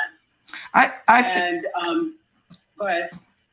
I believe it's the way we are structuring that prompt, because lavalier receptivity has been always. Since I've been working with the audio and video setup, so I think it's the way we are asking that question, or asking it to. Yeah, okay. I think it's true, but I also think that this is not a common everyday thing that most people are going to ask. Right. So that really, honestly, we should not have to, to me, this is too much digging to get to what it needs to be. So the average everyday person is not going to do that. Maybe we all who are in the field would do that, but there are so few of us compared to what an average everyday person would ask ChatGPT. So it just may not be refined enough yet. Not the tool, but the information about that may not be refined enough yet. Because even with the 3-point lighting thing, and I keep trying, it's still giving me prompts to give students. So I kind of think that the question is the word prompt. So we're going to take that out. But see, just something even simple like 3-point lighting, not to talk of something even more in-depth. So. Okay. For Fred, is this what you're looking for? Steps to help you fix the problem of correct frequency selection for wireless lavalier microphones? I think so. Is that what he wants? It shows a phone call. Wait, TJ, it shows a phone call on his icon, so he may have had to take a call. Oh, okay. But that might be it. And so, Dr. Tachi, you would know if that fit too, because he's asking something specific, and there's not a problem with that. It's just, how do we ask GPT? That's the issue. And so I was like, I don't understand it, so I'm trying to get the clear clarification from him. So this is what it feels like he's trying to get at. He's trying to get at what are the allowed frequencies for lavalier mics in particular situations. Because if it doesn't work here, okay, what does the frequency need to be in order for it to work? That's what it feels like he's asking. But I would need to clarify. Right. With him. It feels like he's trying to figure out whether or not a particular lavalier mic at this frequency would work in situation A. Right. And see, that's what he would need to put in instead of the general prompt. So in his situation, it needs to be general. But that's not general, specific, but he's in a specific area where he has that specific knowledge. So he would have to ask it differently than what I was saying about being simple. Because that just general information, you want to be simple, but he's specific. So it needs to be a specific prompt. And I don't understand it. So I was trying to get there for him. But we would need more clarification from him.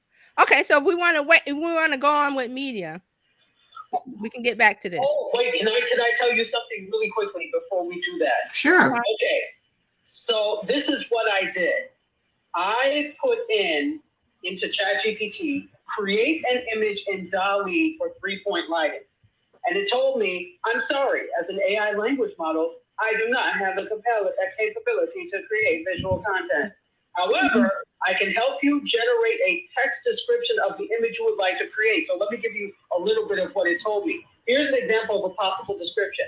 Create an image using DALL-E that showcases a person sitting at a desk typing on a computer. The person should be lit using the 3-point lighting technique commonly used in photography and videography. So this is closer to, I think, what would actually create an Right. image. Right. So now you can take that and put it in DALL-E. Okay, so it's really clear that the quality of what you put into ChatGPT or any of these AI generation tools matters, because you're not going to get what you want. Right. Because see, we're getting specific now. So maybe you might want to start off by telling ChatGPT, I want you to act as a professional photographer. Right. And then ask it.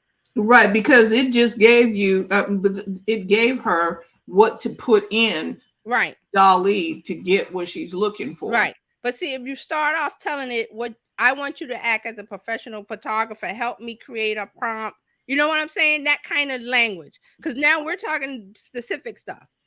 So we need to tell it, if you prime it to say, hey, you're a professional photographer, create a prompt for DALL-E so I can create a photograph of. You see what I'm saying? She might have to do that. Right. And all of this is pretty good because it's making us be more clear in our communication. Yes. Yes. I'm talking about even with humans. Learning language model. So we have, I think we talked about this on a Tuesday show, that if we're going to Rome, we have to speak the right dialect. And that's what's going on here. In both instances, we got to learn how to, and to fix Fred problem, he might want to start off, I want you to act as a whatever engineer or audio engineer expert. That's priming. I call that priming the pump. And then you're going to get specific details, because if we start off general, it starts general. And I was thinking about general for content, but now we're getting into specifics, like detailed technical stuff. So you might want to say, ChatGPT, you tell it, I want you to act as a professional photographer. I want you to act as a filmmaker. I want you to act as a audio engineer. Specific, like what is the job, the whatever expert, and then ask it the question. You might want to try that. This is good because people need to understand that you can't just, hey Bill, what's going on today? So there's some instances, and we're those are two specific technical results you need. So we need to tell it to act as a whatever expert or professional, this or whatever Fred's thing is, audio engineer, so Fred is back now. Audio engineer or whatever that job is. Hey Fred, yeah, we were just talking about how your request and has to be specific, and it can't be a general request. And tell it. Go ahead, TJ. So when you go to ChatGPT, there's another little trick here. You tell it to act as a whatever expert. So is it audio engineering or whatever that expert is? I'm not sure what that title would be, but you would say, I want you to act as blank expert, and then give it the problem that you wanted to solve. Fix this problem, or tell me how to fix, or tell me how to do that thing that you just said. Try it that way. I did. I got some guys who work Silicon guys out there, and they kind of gave me an overall scope. And what they gave me was, yeah, they can give you a lot of answers, but it's still a component that this is, I'm paraphrasing what they said. Mm-hmm. There's still the aspect of where using your mind, you got to take the information it gives you, you got to make the connection. It can't Yes. everything Yes. the way you can, that part. Yes. Yes. Because this tool is not a copy paste thing. It's a blank slate where you ask it something as you have the knowledge of it, and you ask it certain things, and then you will be able to tell whether this is right or wrong. And you never copy and paste what it says. It's a place where you jump off and you go, and you go to another place and say, oh, okay, let me take this and go here and see if I can find the solution I need. You never copy and paste whatever it tells you. It's not that kind of a tool one yet. thing I do is I teach digital content training to the public. And I just put in and just see, well, first time using it, I put in the importance of digital content training. And it wrote it out. I said, man, this is beautiful. They pretty much said a lot of points I always make.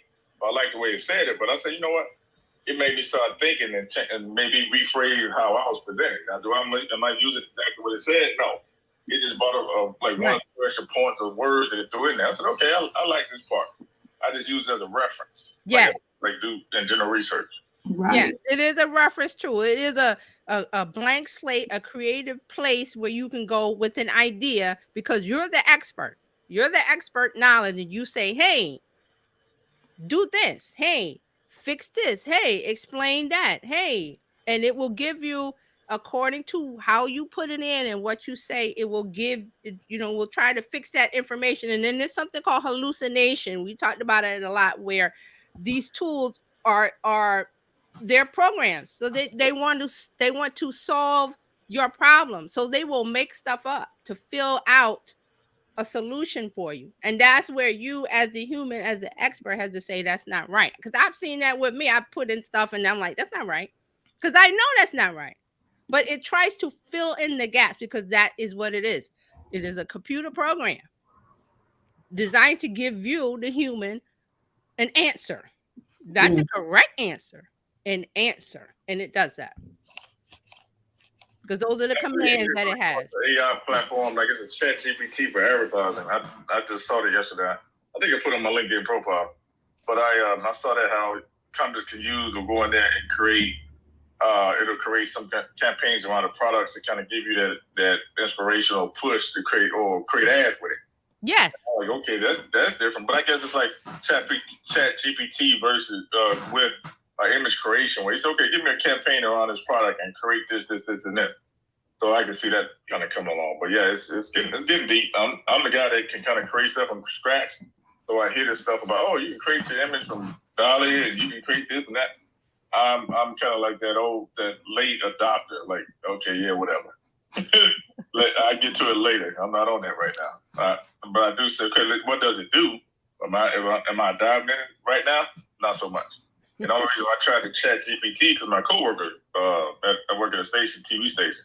Right. But remember to use it, but because you're doing technical specific stuff, remember to tell it act as, or you are an expert in, or you are the whatever the audio thing, that the job listing. Just make sure that is what you're telling it to do, and then it will give you an answer from that. But still, it's not going to be 100%. But you, as the expert, will know. And like you said, you could say, hey, let me take a little bit of that and run with that idea, that little snippet, and let me go off on my own, and because I can create it. Right. Correct. I agree with that. Okay. All right. We got a couple of go ahead, Dr. Tachi. Oh, before we get those comments in, I just have to say this. So, of course, as we're talking, I was playing around with it because Canva was open. So I put it into Canva. There's still an image, a problem with all of this. So when I put in a person, it automatically assumes a non-melanated person, as if nobody else exists. So it generated images for me, but they were all non-melanated people. They were Caucasian. And I have a problem with that. You have to tell it what you want is melanated. Bias. Sorry, go ahead. You have to tell it you want melanated people. I shouldn't have to tell it a damn thing.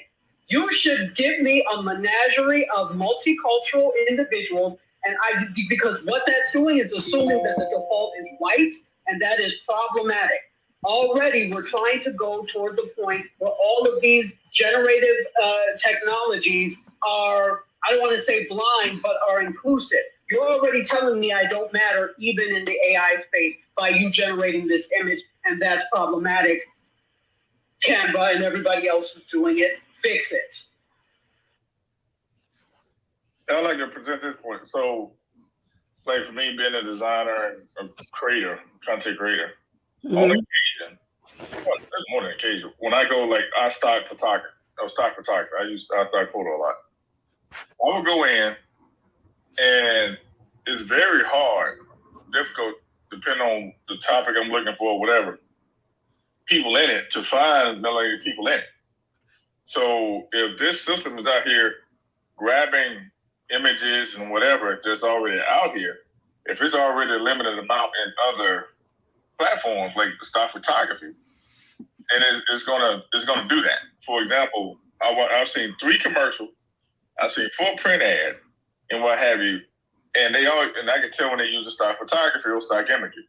But when it's African American based, melanated, it's been the same guy. They've gone to stock photo, and it's the same black guy. When it comes to computers, he's sitting on the couch. And I see an ad for different companies. 6 different companies use the same image or use imagery with this guy in it. There's like no other people. So it's very limited. Matter of fact, a few years ago, one company tried to set out is a black woman who tried to set out a stock photography platform that featured all melanated people. So my point is, if it's already limited, a small amount of imagery out there for it to pull from, then I can see them generated. But I'm thinking it's created too, so there's going to be a bias or limitation in it. But I get what Dr. Tachi is saying. Right. And I do get this. I do get that it's limited. But so what you're telling me is you want me to pay for these platforms because they're not all free. Some of them are freemium, but at some point you have to pay. So you want me to pay to search for images of myself because we don't matter. I think that's as ludicrous as asking us to pay taxes in communities where you don't provide services, but I'm still paying you taxes. It's the same thing, and it continues because we accept it. And I don't mean to go on about it, but it's bothersome that I should have to type black or type Latino or type anything when we exist in this country too. So I don't really think that people get the gravity of what this means. Because if it doesn't affect them, they don't care. And then again, I or diversity and inclusion or somebody have to come up and say, hey, you know it's not pretty black? Oh, well, we didn't notice. Of course you don't, because you're seen as the default, so you don't ever have to notice. It's time to change this rubbish. It is complete rubbish. And by the way, the majority of the world is melanated. We're just talking about the United States here. When you look at globally, the world is melanated. So why are you the default? It's rubbish. Sorry, I'm getting off my soapbox. Woo. Well, I mean, there's so many things. What Fred said about the fact that iStock photography or the photography pool doesn't have much melanation in it. If that's a word. Well, I mean, that's changing because there's at least 9 or 10 stock photography companies owned by Black people that put out melanated stock photography. Oh, so hopefully they will begin to, the pool will be a lot more inclusive. Thank you, Dr. Tachi. We can only hope. Yeah. I mean, yeah. They're making, some progress, but hopefully, with the Chat GPT and others like it, and it did say you may see some bias in there on the screen. It tells you that you may see that because it's still in beta.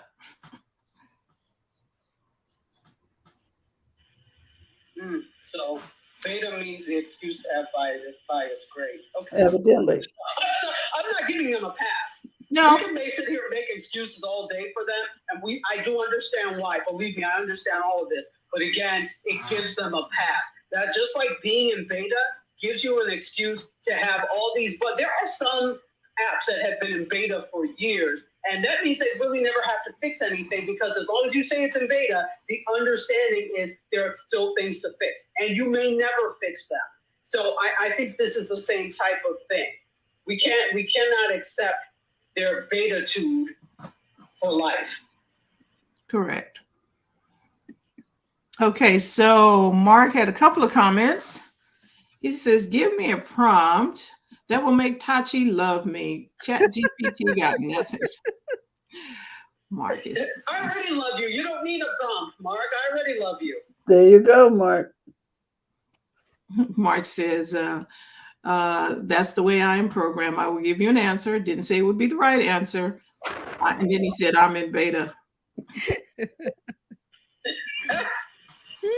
Marcus, Mark, I joke. Mark, I love you. You always here with the joke.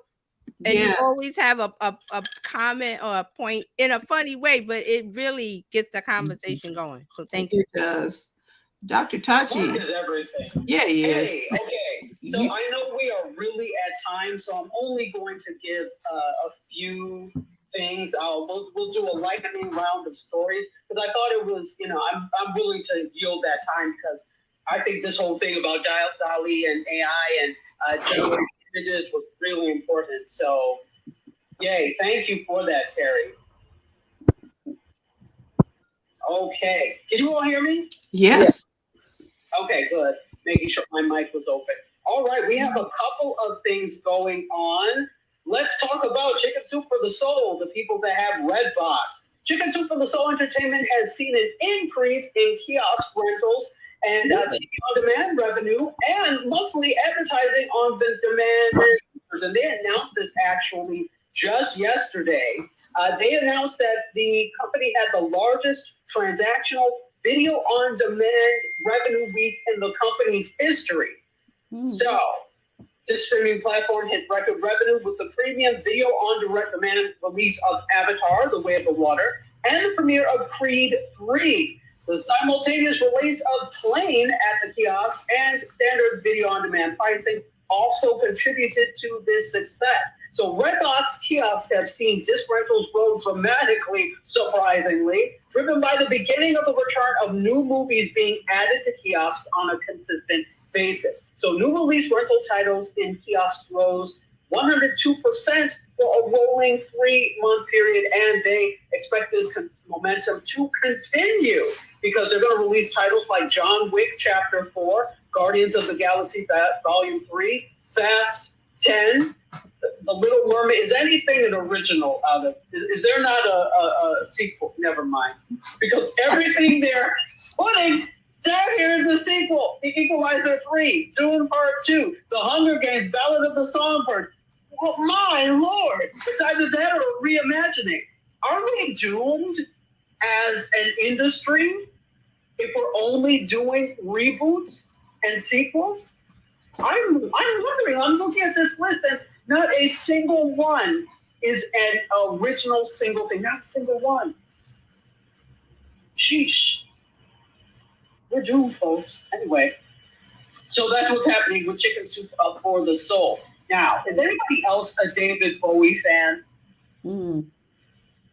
TJ is waving her hand. I am. I have my mic on. I am.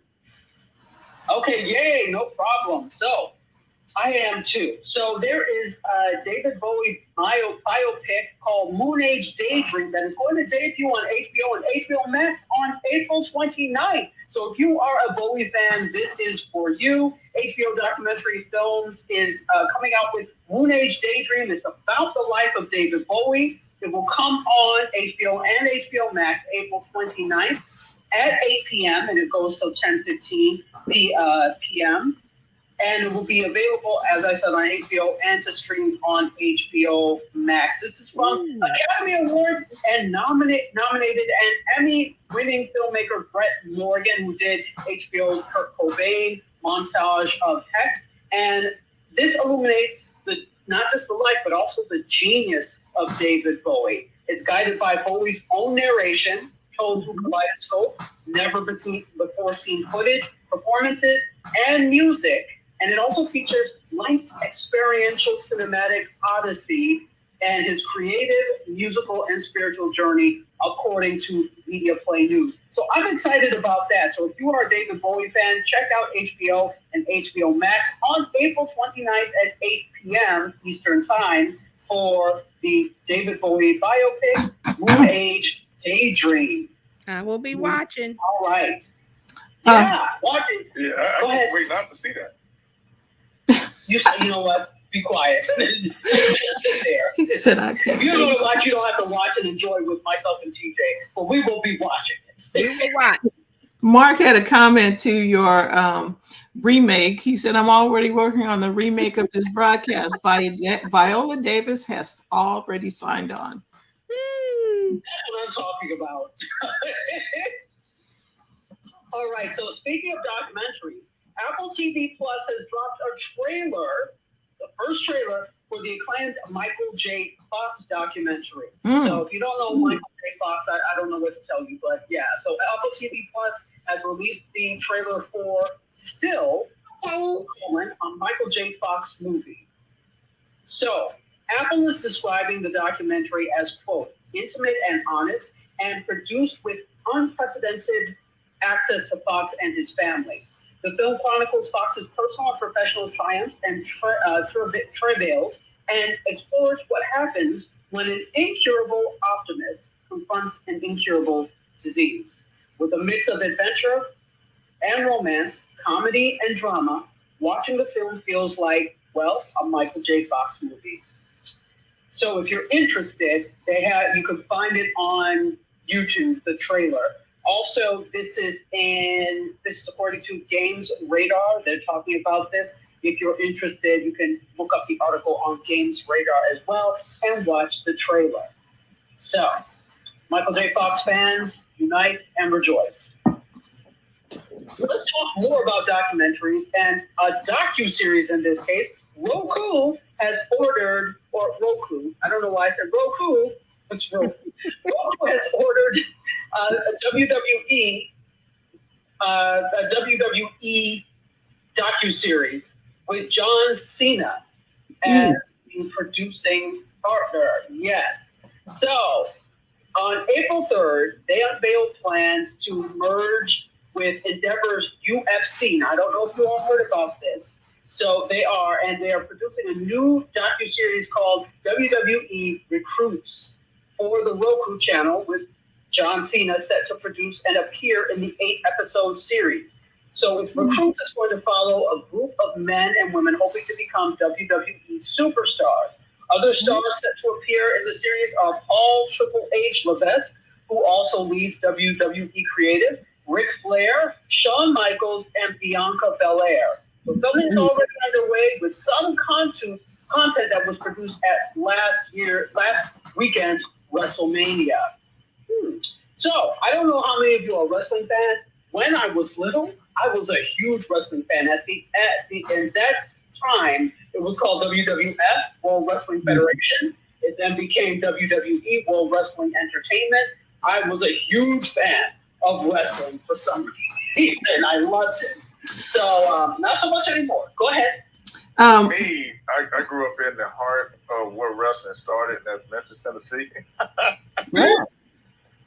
Where Jerry Lawler, Hulk Hogan, a lot of big stars that came to the WWF came from Mid-South Wrestling in Memphis.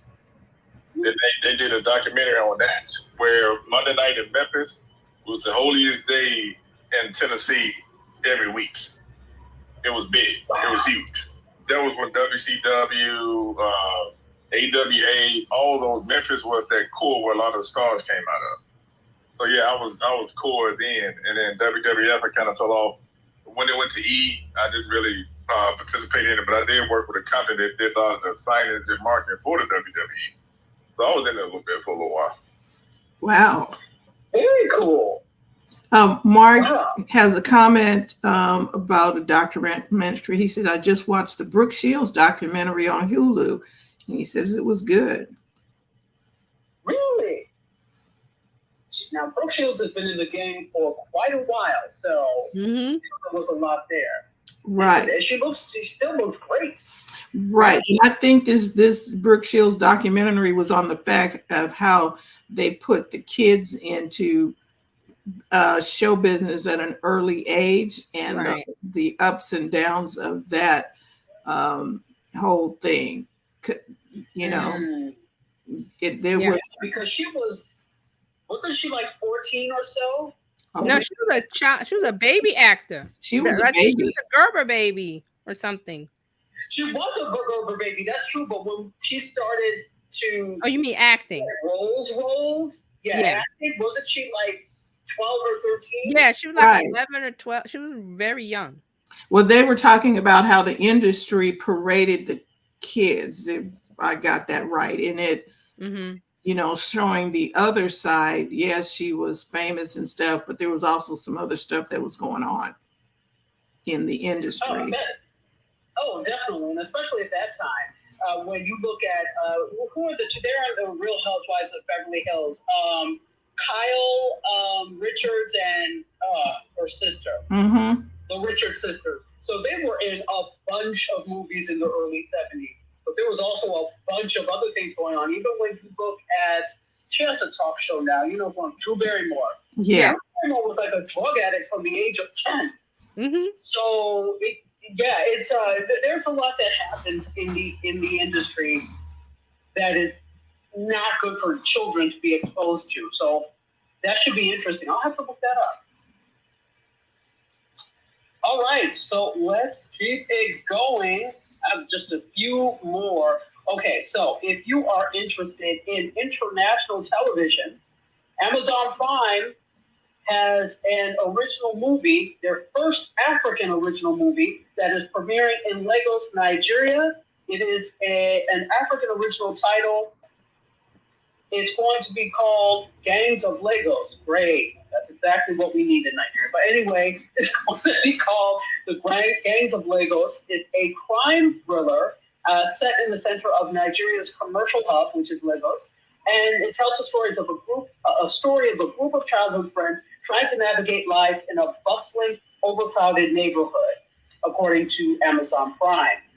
So Amazon's streaming division has been pushing to boost its subscriber base in Africa, which is the world's youngest and fastest growing population. The film industry in Nigeria, where Amazon competes and rivals include Netflix, Disney Plus, Showmax, and local video-on-demand platforms, produces more movies than Hollywood. And I always teach this. Number one is Bollywood. Number two is Nollywood, which is Nigeria. Hollywood is only number three in terms of production and distribution in the world. India is first, then is Nigeria, then is Hollywood. So I don't think a lot of people realize that, but what it is... I did not know that, Doc. Yeah. It's just that American films get more shine. American films are more talked about, but that doesn't mean they produce more. They don't. And part of it is also the expense of producing. When it's a lot cheaper to produce something in India or Nigeria, and years ago in Nigeria especially, the production was about distribution, getting as many things out into the market and flooding the market, and less attention was spent to the quality of the production. So the sound might be wonky, those things, but it has gotten terrible. Yeah, it has, but it has gotten better and better and better. But the thing is, despite with user-generated content, some of the things that we watch on TikTok, they're not the best produced, but they get more attention than some of the slickly produced Hollywood things, right? And that's because people want to see themselves on screen. They want to see people like them on screen. They want to see stories and things that they understand on screen. This is why TikTok, YouTube, and all of these things are a success. It's not because the production level is so great. Some is, some is not. So I think when we look at that, you have to understand why that is, right? So yeah, Nigeria, it's only recently that they've started to get better. And even though now some of the sound is still off, But the point is, Nigerians see themselves, and that's why they buy. And in fact, I had students that were Haitians, and they were all telling me that my parents watch Nigerian movies every night. I'm like, really? They're into it that much. So it's really interesting when you look at it. I watched a documentary on Quelle TV. I watch a lot of this platform here in the U.S. The sister who runs that, she collects a lot of documentaries and stuff like that. So it's a good platform. Yeah, Quelle is another OTT platform. They're like one of the originals. In fact, I was at a conference with her given by TV Tech. So there's so few of us that are melanated that go to those things. So I was trying to tell people, let's diversify it so that we all can understand what's going on in the television industry. And I actually met her there. We were sitting at the same table. So it is a great OTT platform. So Amazon Prime began operating in Africa in 2016. And then introduced a local version of their service to Nigeria in 2021. It currently has about 143 licensed acquisitions, which include non-exclusive content, according to an Amazon company spokesperson. So it signed licensing deals with local producers Inkblot and Anthill Studios last year. And Inkblot produced Netflix's first Nigerian young adult show, Far From Home. So, and Amazon is also planning to launch its first South African original, an unscripted comedy hosted by Trevor Noah called Last One Laughing in 2024. That we all know Trevor Noah as a former host of The Daily Show. And South Africa has some amazing programming. In fact, I have a really good friend. We used his song for a documentary I produced, and he was an actor on a major South African soap opera. So it's absolutely amazing the things that they have going on the continent. So check it out. If for those of you that are used to only watching maybe American programming, check out some stuff from Canada, from Mexico. Check out international, because there's a lot going on content-wise in the world. All right, so let me give two more things. So, WGA, the Writers Guild members, some of them are speaking out in support of a strike or authorization. Another strike? Yes.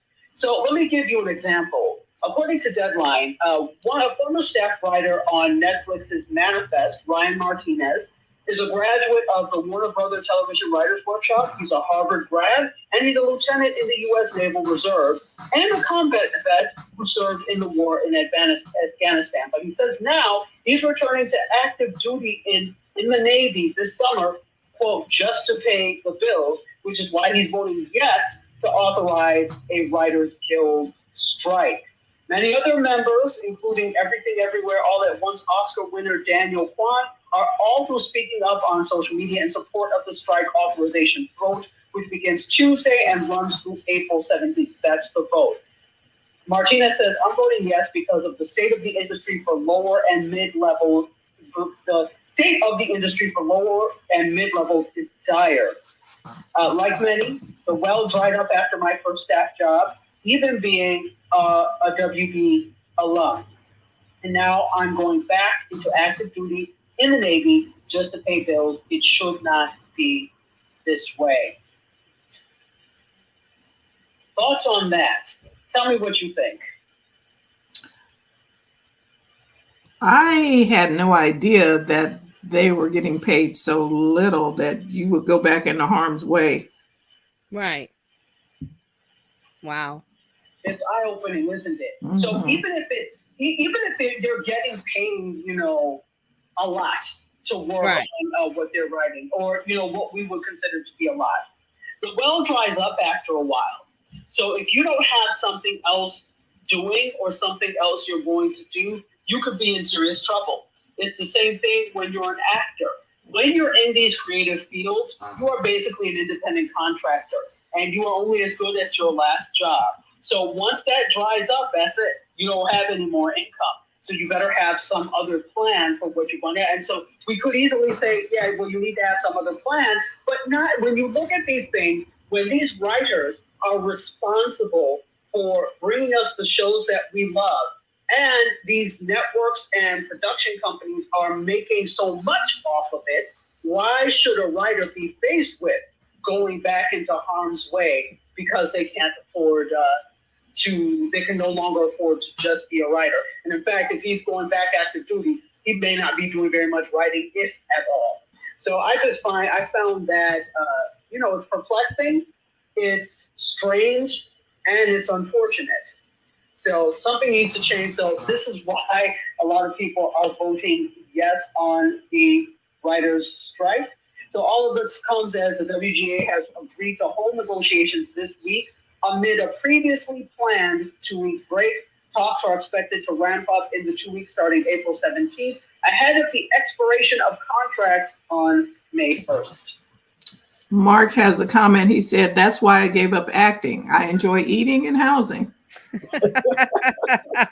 Yeah, exactly. And it is such a paradox because there's so many people that love acting. There's so many people that, and sometimes you think, okay, well, I need to just rededicate to doing this. I'm not doing enough.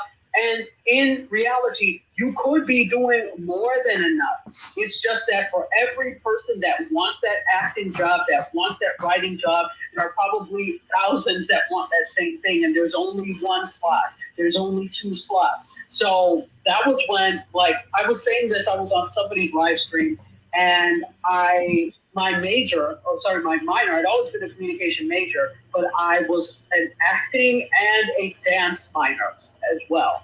And so with acting, I thought, oh, wonderful. We're just going to do plays and it's going to be readings. And today, dashed my hopes because it was also technical theater, because I had to go in and we had tasks like, oh, you need to learn to drill this. You need to take this rusty chain out of the bottom of this. I was like, why did you wait for us to do it though? Why did you wait for lab for us to do it? So consequently, I'm like, oh yeah, I'm not doing this. So I was no longer a theater minor.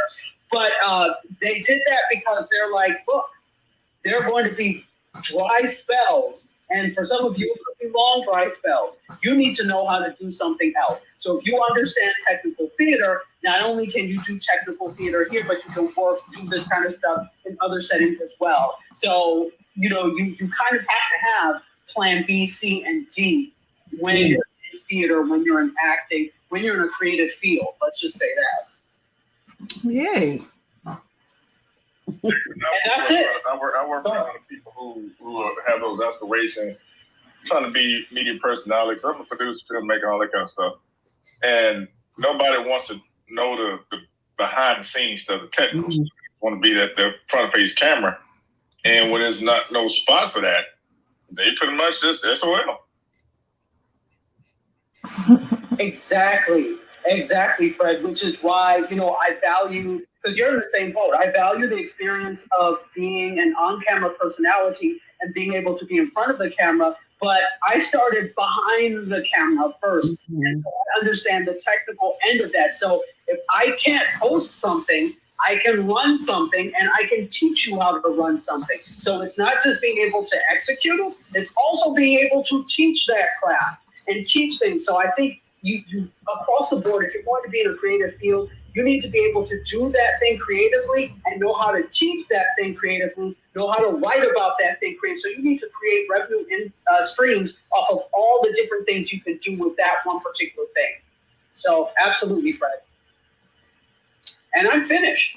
Oh, well, thank you, Dr. Tachi, and welcome, Leo, to Tech Life Weekly. Thank you for stopping by, and Fred, thank you for stopping by. Your comments and input is greatly welcomed and appreciated. This is what we do every Friday. Mark has a comment here over on YouTube. He says, when I went to school, we had to spend a year in tech before we were allowed on the stage. Okay. Wow. All right. So we do this every Friday, and talking tech in a way that you can understand everyday tech, how to use it. We went over Chat GPT and AI today in in depth. And we'll still keep doing it because it is something that's on the horizon. And TJ will be here on Tuesday to give us more insights on social media marketing every Tuesday at 8 a.m. We'll be here. And so she'll be here. And then on Monday, we talk about coffee, tea, thoughts, and conversations. Wednesday, we're talking money mindsets.